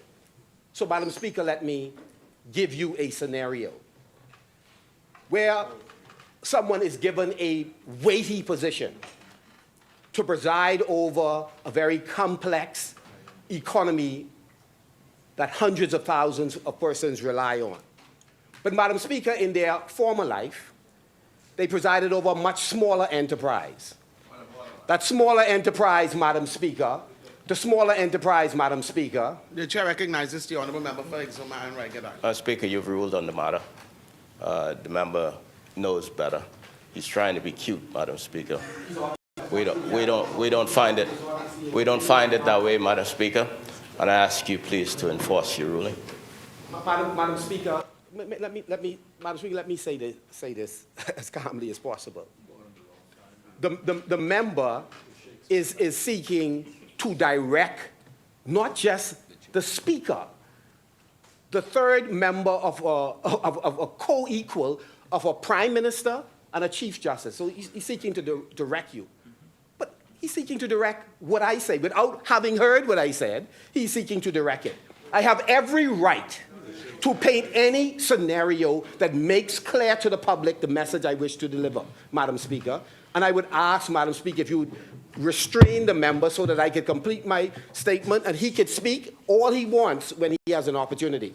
Madam Speaker, if in one's private life you claim, Madam Speaker, that you did not hold a position that public record shows you do hold. The chair If you then go the honourable on member for Exuma and Ragged Island. Madam Speaker, I'm asking members, hold on, members. The Speaker has made a ruling. And in giving that ruling, you can't come back and give the Speaker an ultimatum. because that's not a scenario, that's an ultimatum. The Speaker has made a final ruling, and the ruling is that that has been deferred to a committee. So members, let us leave that alone. I'm not saying that it's not important. I'm saying that it's now being held and viewed by the committee.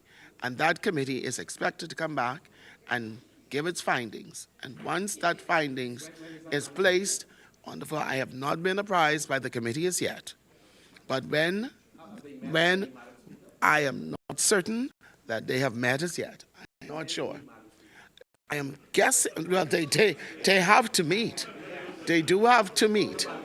They do have to meet, Honorable Member, because those members sit in this Honorable Assembly, and that was an order that came down from this chair. So they have to meet. But Honorable Member, I'm asking you calmly to please, please, please honor the ruling of this chair by giving your respect, by not referring to that matter. Madam Speaker, let me move to a different section of the speech, but given what has happened with this administration, it is closely related, Madam Speaker. Madam Speaker, we learned last week from Mr. Eric Gardner directly that he is the owner of Top Notch Builders and that he manages the bank account of his company. Today, I have already, Madam Speaker, delivered a formal letter to the Commissioner of Police requesting that the investigation already underway be expanded to fully examine the flow of money through Top Notch Builders, its related companies, and the accounts connected to its operation. This is not speculation. This is about following the money. We are asking the police to carry out a forensic review of the company's bank accounts, the KYC records held by the banks, the list of signatories, and the full transaction history to determine how long Mr. Gardner has controlled these funds and to determine how these monies have flowed. Madam Speaker, what has now come to light makes this matter impossible to ignore. We are told clearly that the gentleman mentioned, the owner of Top Notch Builders, a company that has received millions of government contracts, Madam Speaker. And this raises, Madam Speaker, a simple but powerful question that every Bahamian understands.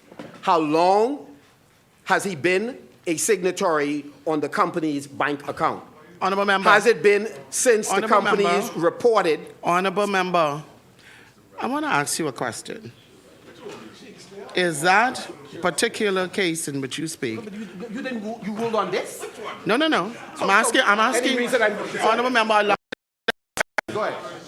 I'm asking you a question. Is that particular that particular person and these particular bank accounts of which you speak, are they not under investigation?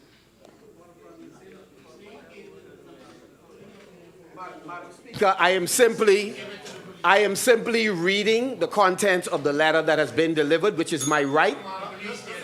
I'm reading the content of the letter, Madam Speaker, and if their conscience would permit them, it's literally, Madam Speaker, 1 page remaining in reading the letter. That's it, Madam Speaker. And so, Madam Speaker, I would ask that you encourage members to just bear with me a little. I know it's painful. I know for some of them it may be embarrassing, but just permit us. Honourable Member, you know better, I know better, every member in this House who would have gotten their books, right? Rules of procedure should know better. And let me refer you to page 28. Number 20, any reference to a matter awaiting or under adjudication in a court will not be permitted unless in the Speaker's discretion that reference will not interfere in any material way with that court matter. So, Honourable Member, I'm asking you very politely to refrain from using any anything, the name of the person under investigation, and any material from that investigation in this honorable assembly, because we know that that is not the proper procedure of this House. And I didn't use it going off because I was hoping that members would go away and look at their rules, because like how I often look at mine.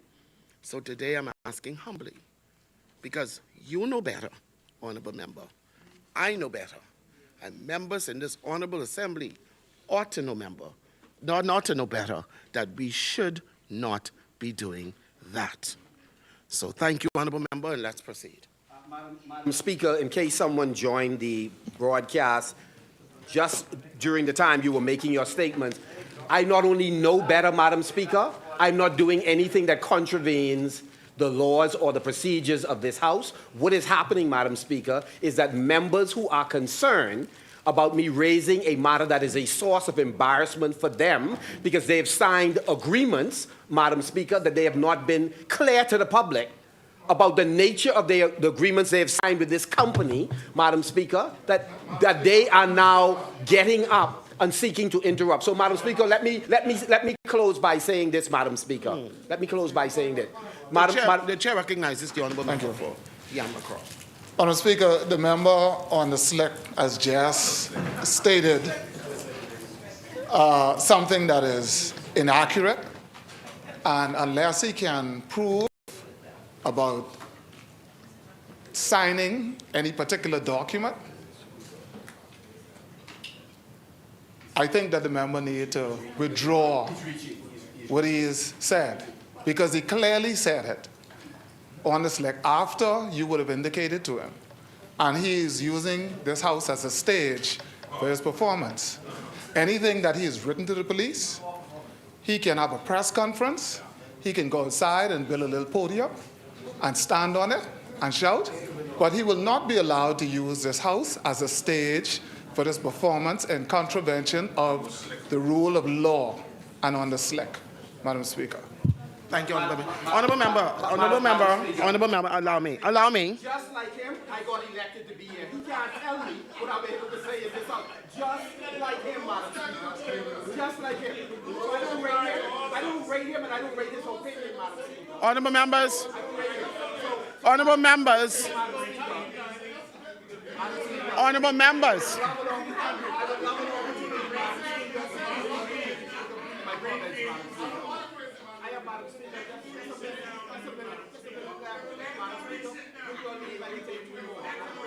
No. Honorable members. Honorable members, allow me to speak. I'm not going to rise to my feet unless I'm starting to throw people out here today. I'm not going to say honorable members 3, 4, and 5 times today. Yeah, they should behave, Madam Speaker. Including you. Let me go to number 17 of page 28.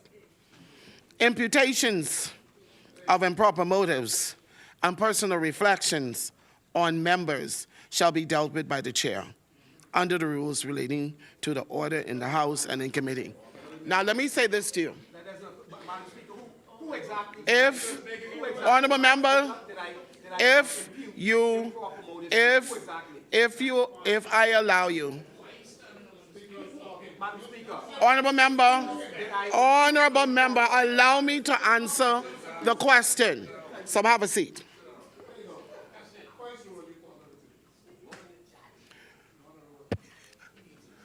The matter relating to the honorable member for St. Barnabas will not and shall not be brought up by any member from this floor unless it is the member who is in charge of the committee of which that investigation now sits to respond to this chair by giving the ruling as was permitted to be handed down to them by this chair.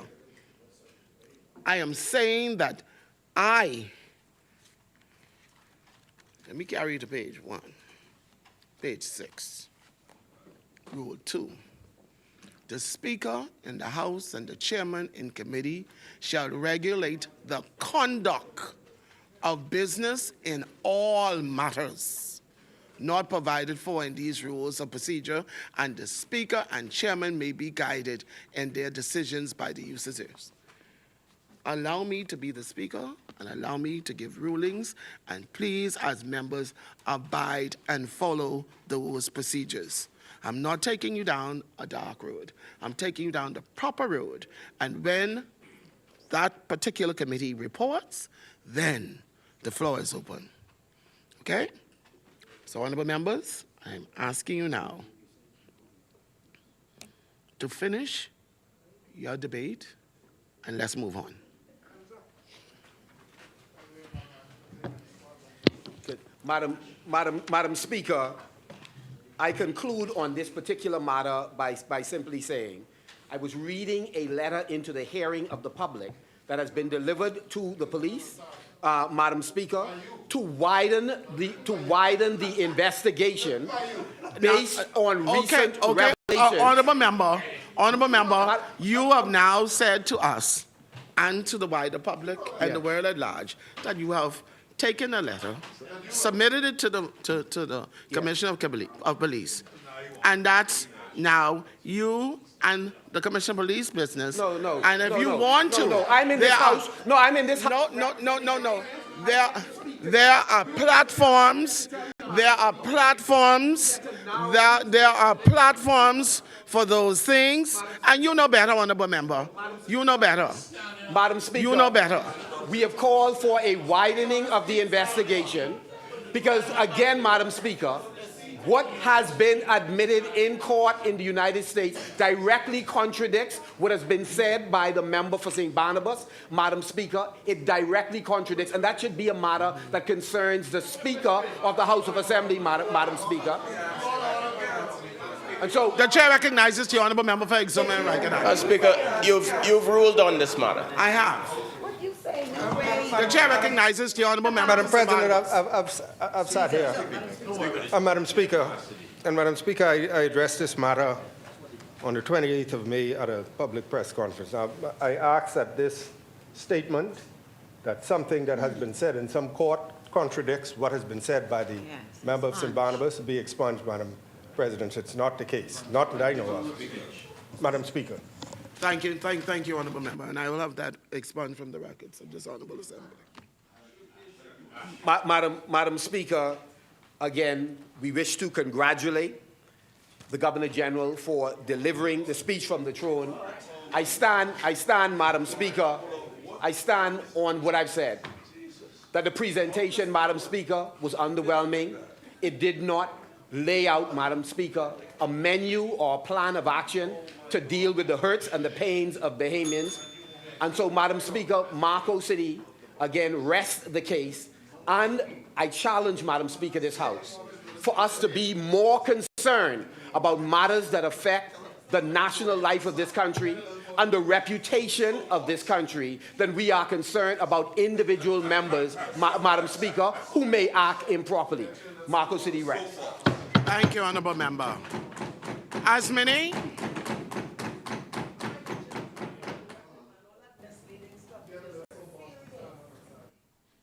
The chair recognizes the honorable member for Fox Hill.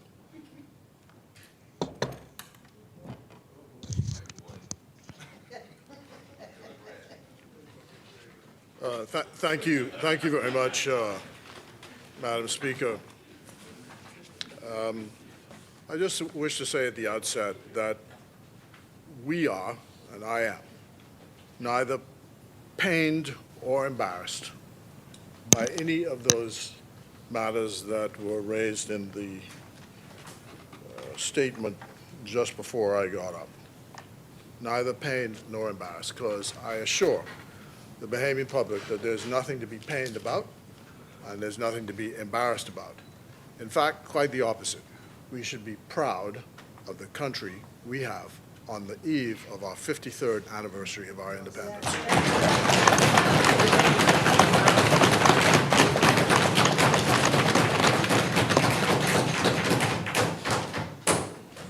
They oppose independence. That's true. You know, the late Sir Clement Maynard when he was Minister of Tourism, told me in a sidebar that in the cut and thrust of our campaigns, our nationalist campaigns, there's always a discussion about the question of race in our country. And what we tried to do as a party was to cast this in a nationalist debate, that is, for Bahamians. He was always concerned, as Minister of Tourism, he said, you know, the tourists who come to the Bahamas, they're a certain race, most of them, and they come here. And we don't want our country to be seen as a cauldron of racial conflict. So the tourism product of our country has to be strategically struck in such a way that it is always inviting and pleasant for people to come to. Now, I was thinking, as I read some excerpts from social media around the Caribbean, and my impression of what goes on in those societies comes largely by what I see from these social media quotes. But I was thinking that if somebody looked at the newspapers as they are online in the Bahamas, they would really get a skewed picture of what is happening in this country. They'd think that all of us are suddenly drug barons or infested by crime, that we're corrupt, that we're crooked, and so on and so forth. Every day there's drumbeat with this rubbish. And we're not. We're a great country. Great country.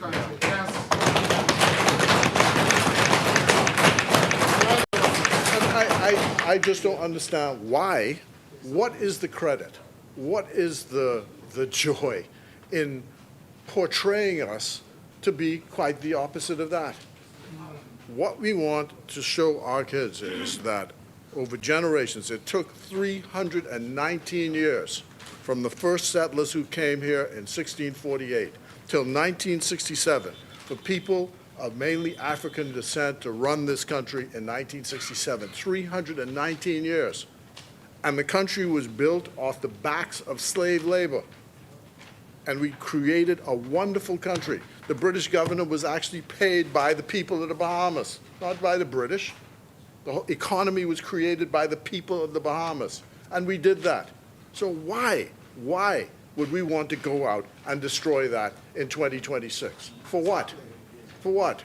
The country is not corrupt. The country is not crooked. The country has an excellent reputation wherever it goes. And I assure you, as Minister of Foreign Affairs, it is my intention to defend the reputation of this country abroad. And I'm not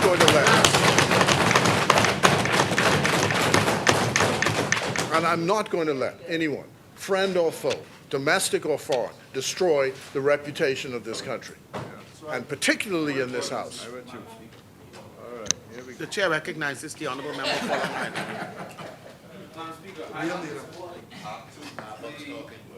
Member for Fox Hill is a premier propagandist in this country. But he's often said, and it's true, it's point of order.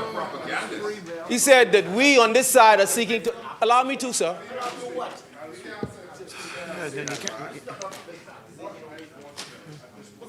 What is the point of order? He's misleading the House.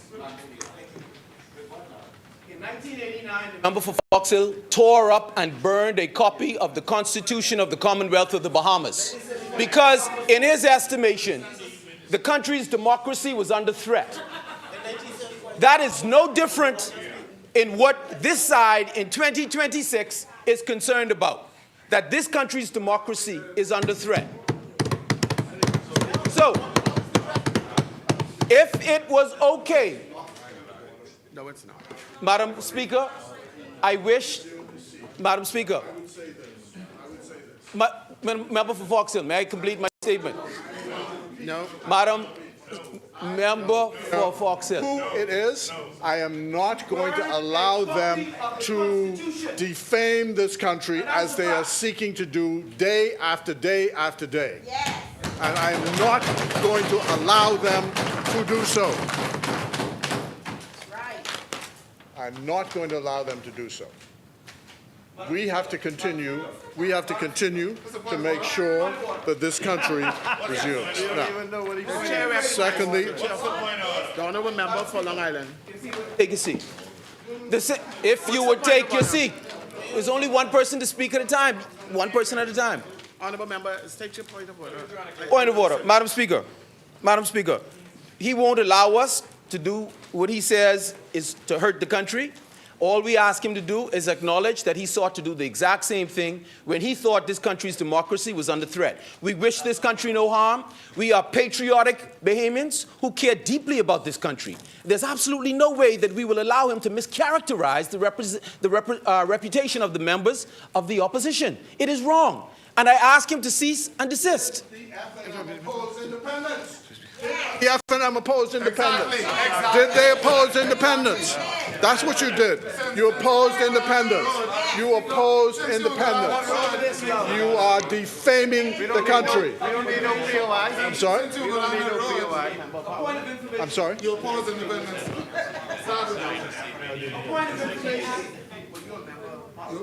No. You oppose. 1989, no, he was not a member of Parliament. However, he came to this Parliament for the very first time because of the Free National Movement. He accepted it. Oh, my father. To be a member of the You know, House from the when yeah, you know, he wasn't ever no, the first time he came in. no, Honorable member, honorable member.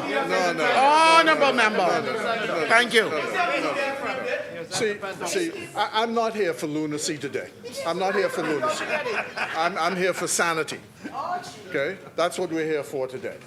And the facts are these. The reputation of the country, that is false. That is false. Absolutely false. Absolutely false. Members. False. Got his chance to be here because of me. Okay. You, because of me. You got a chance because of me. Member? That's why you're here. There's one. There's a member on this speech. Oh my. See, crazy knows what crazy is. Crazy knows what crazy is. Out of your mind? You don't really want me to tell you who out of their mind today. You don't. Members. If I were in the schoolyard, I'll tell you who's out of your mind. Members. Honorable members. So you better withdraw it. Members. Withdraw it. Withdraw it. Members. Yeah, I should tell you who's out of your mind. Honorable members. Honorable members. Point of order. The members turning. The members. Mr. Foxell. The member is turning, Madam Speaker. The member for Long Island is intentionally turning the good member for Foxhill. Is shouting from the seat, is standing up on point of orders that are not point of orders, and trying to push the member down a particular road for a particular reason. This is unacceptable behavior, and I ask the member for Long Island, through you, Madam Speaker. Honorable member for your Honorable member, I'm expunging from the record the fact that the honorable member for Long Island indicated that the honorable member for Foxhill is out of his mind. I'm also expunging from the record that the honorable member for Foxhill called the honorable member for Long Island crazy. But honorable member, calm down.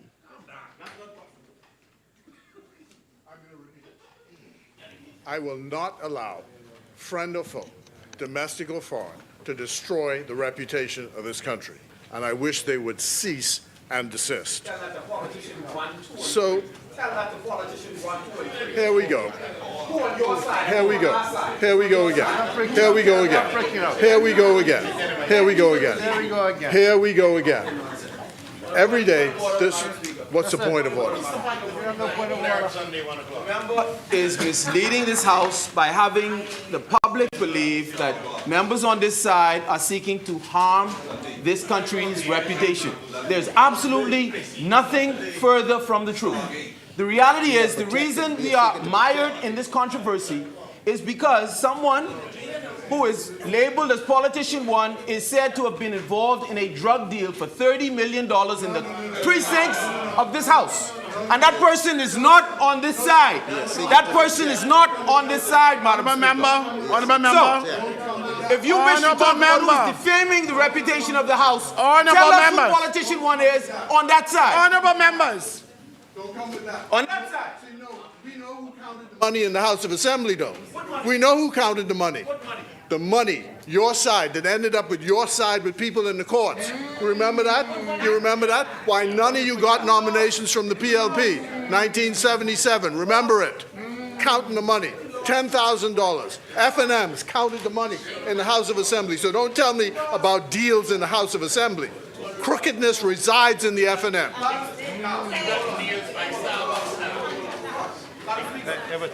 The chair recognizes the honorable member for Long Island. Madam Speaker, point of order. Point of order. Point of order. Take your seat, sir. Take your seat. Madam Speaker, now you are guarding jealously the reputation of members on the side opposite. I beseech you, Madam Speaker, I beseech you. Yes, Madam Speaker.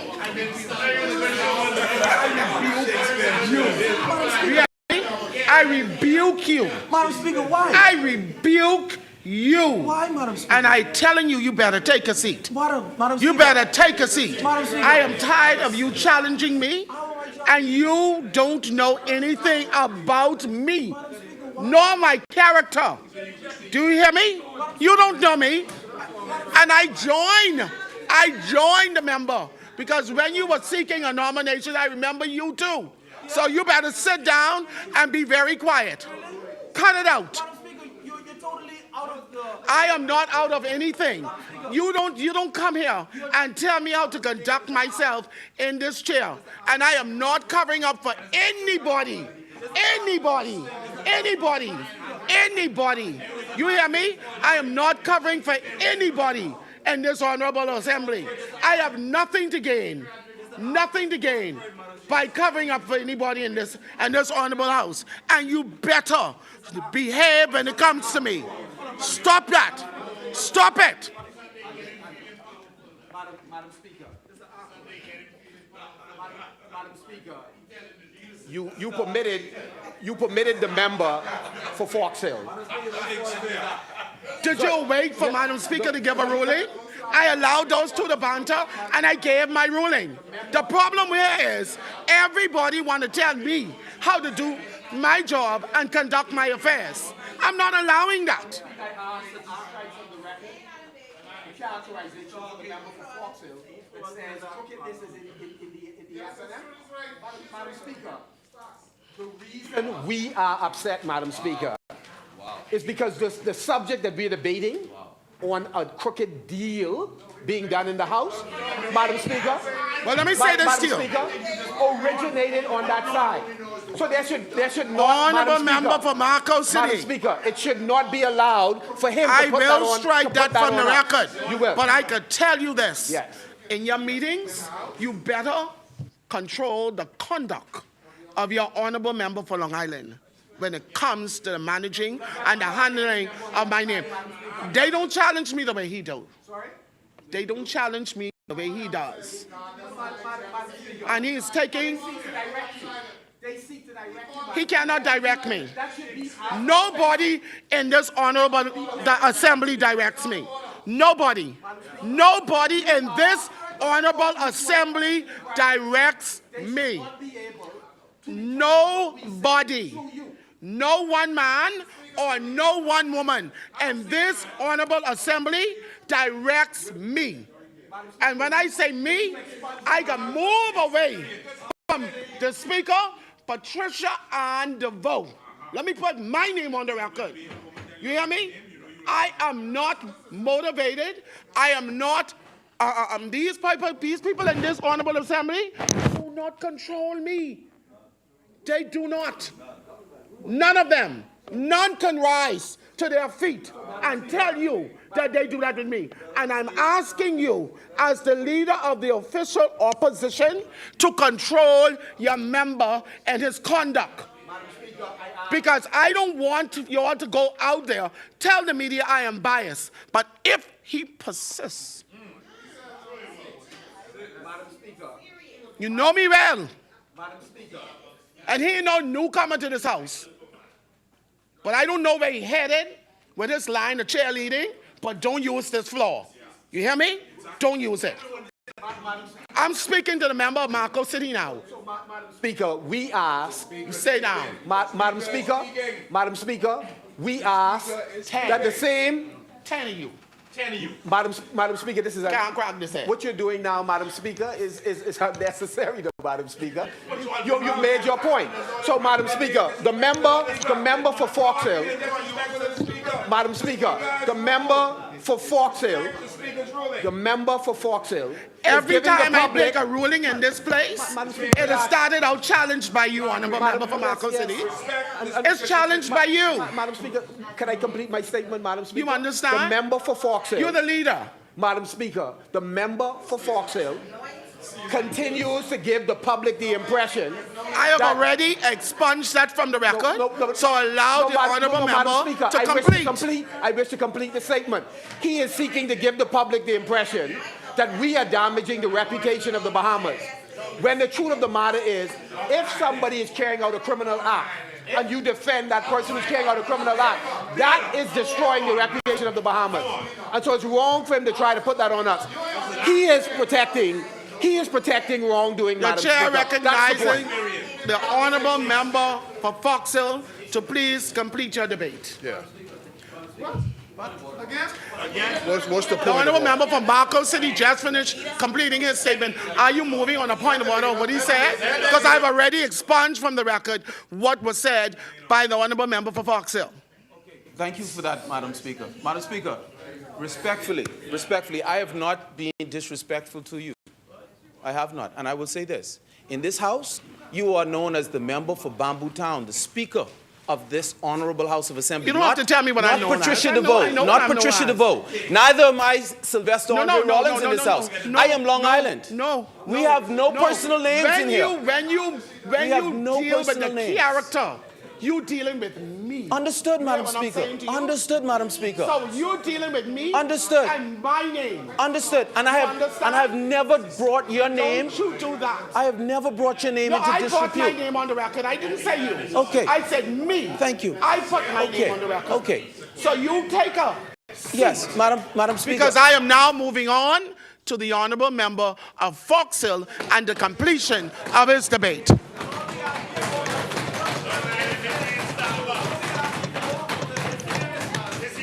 Beyond fairness, because I should have thrown you out long ago if I was being fair to this honourable assembly. Yeah. So I stand by what I said. I don't understand what profit there is in damaging the reputation of this country, whether by friend or foe, foreign or domestic. As Bob Marley says, you know, who God bless, no man curse. I can tell you, and no weapons, none form will ever prosper. You know, some That's the Bible. would give the impression that our institutions don't work.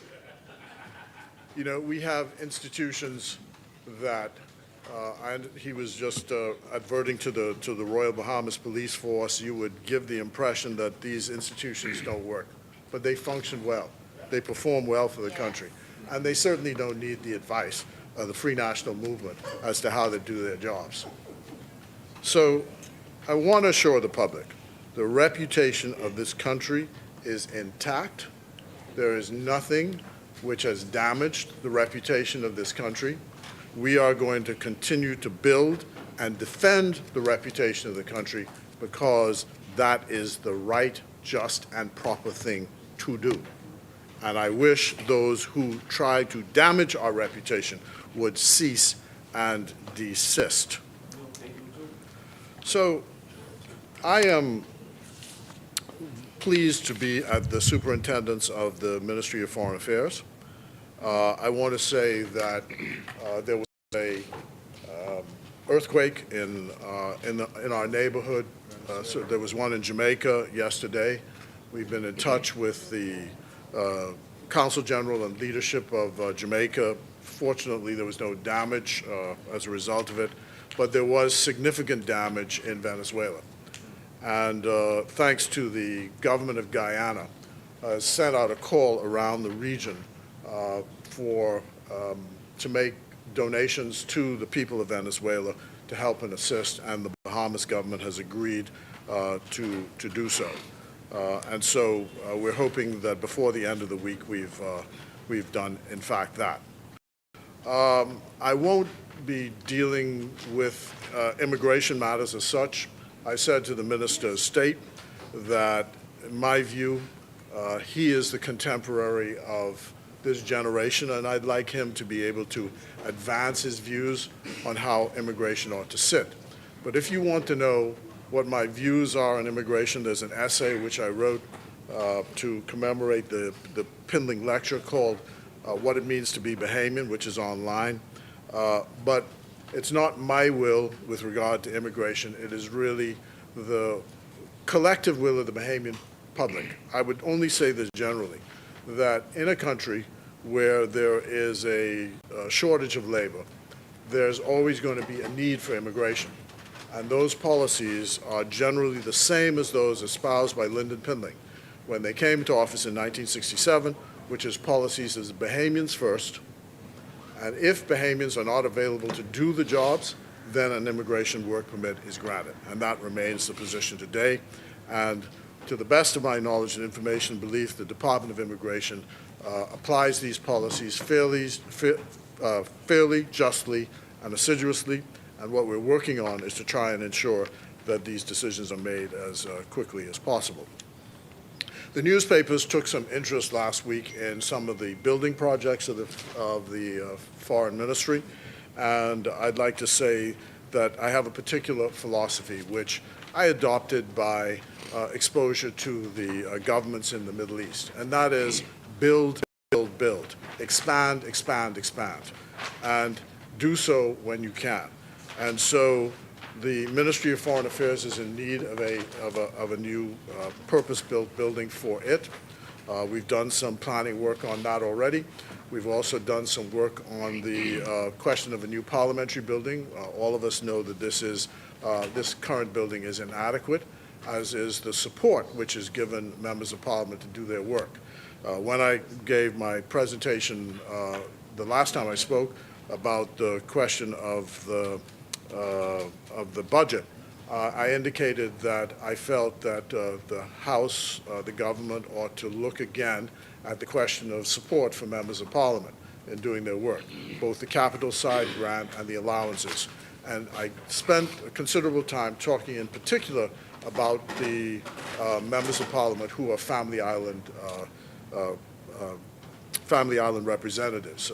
Exuma has about 5 different areas, including, if you include Ragged Island and Little Exuma. You've got Bimini and the Berry Islands. You've got Mangrove Key and South Andros. And you've got Maikal as well. Yeah, but you've only got 5 centers. You keep saying that. And then you've got Cat Island, Rum Key, and San Salvador. So all of those things ought to be looked at. I think that what is important is for us to have a mindset to not be, I'll only be a few more minutes. Thank you, honorable members. It has been moved and seconded that the business of this House proceed beyond the 1 p.m. hour. As many are in favor will remain seated. Those opposed will stand. The motion is carried. The business of this House will now proceed beyond the 1 p.m. hour. You may proceed, honorable member. So, Madam President, it's always important for us to look at growth strategies, because the more we grow, the more dynamic our economy is, and the better it becomes for our people. One of the reasons why New Providence is such a dynamic place is because it has a critical mass of people. And that's one of the things we've been trying to concentrate on, growing Grand Bahama. Grand Bahama needs that critical mass to really raise its economy off the ground. And so the Progressive Liberal Party will be spending enormous resources of the country to try and make sure that there's proper investment attracted to Grand Bahama, and that Bahamians, in fact, buy into Grand Bahama because it's important for that to be done.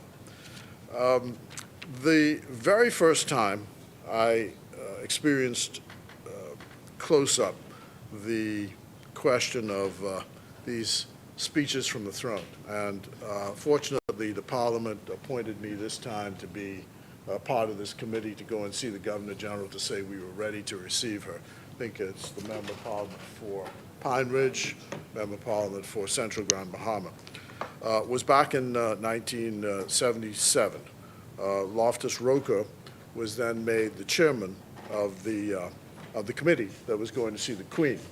The Queen actually came here in 1977 to read the speech from the throne, which was done in the Senate room across the way, and she was on the yacht Britannia.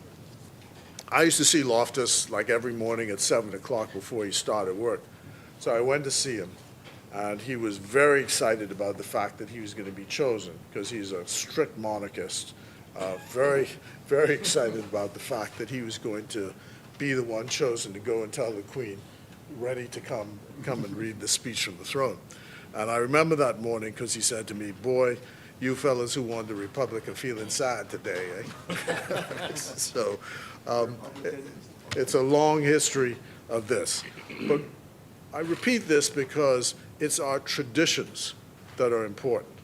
It's the repetition of these traditions that make our country institutionally stronger.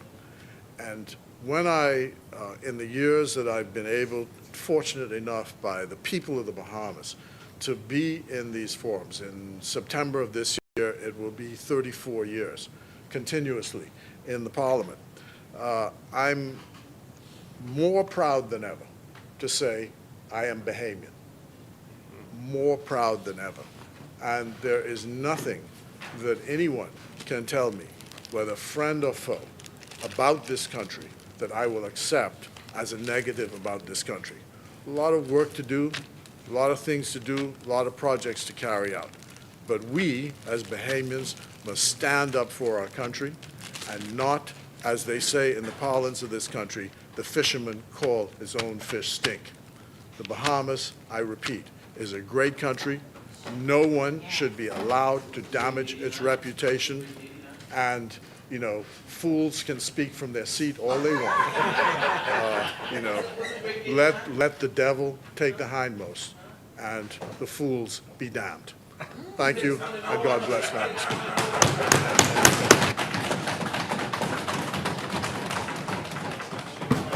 Thank you, Honourable Member. The Chair recognizes the Honourable Member for Pinewood. Thank you, Madam Speaker. Madam Speaker, I move that the House to suspend until 3 p.m. this afternoon. Thank you, Honourable Member. It has been moved and seconded the House to now suspend until 3 p.m. As many are in favor will remain seated. Those opposed will stand. The motion is carried. The House now stands suspended until 3 p.m.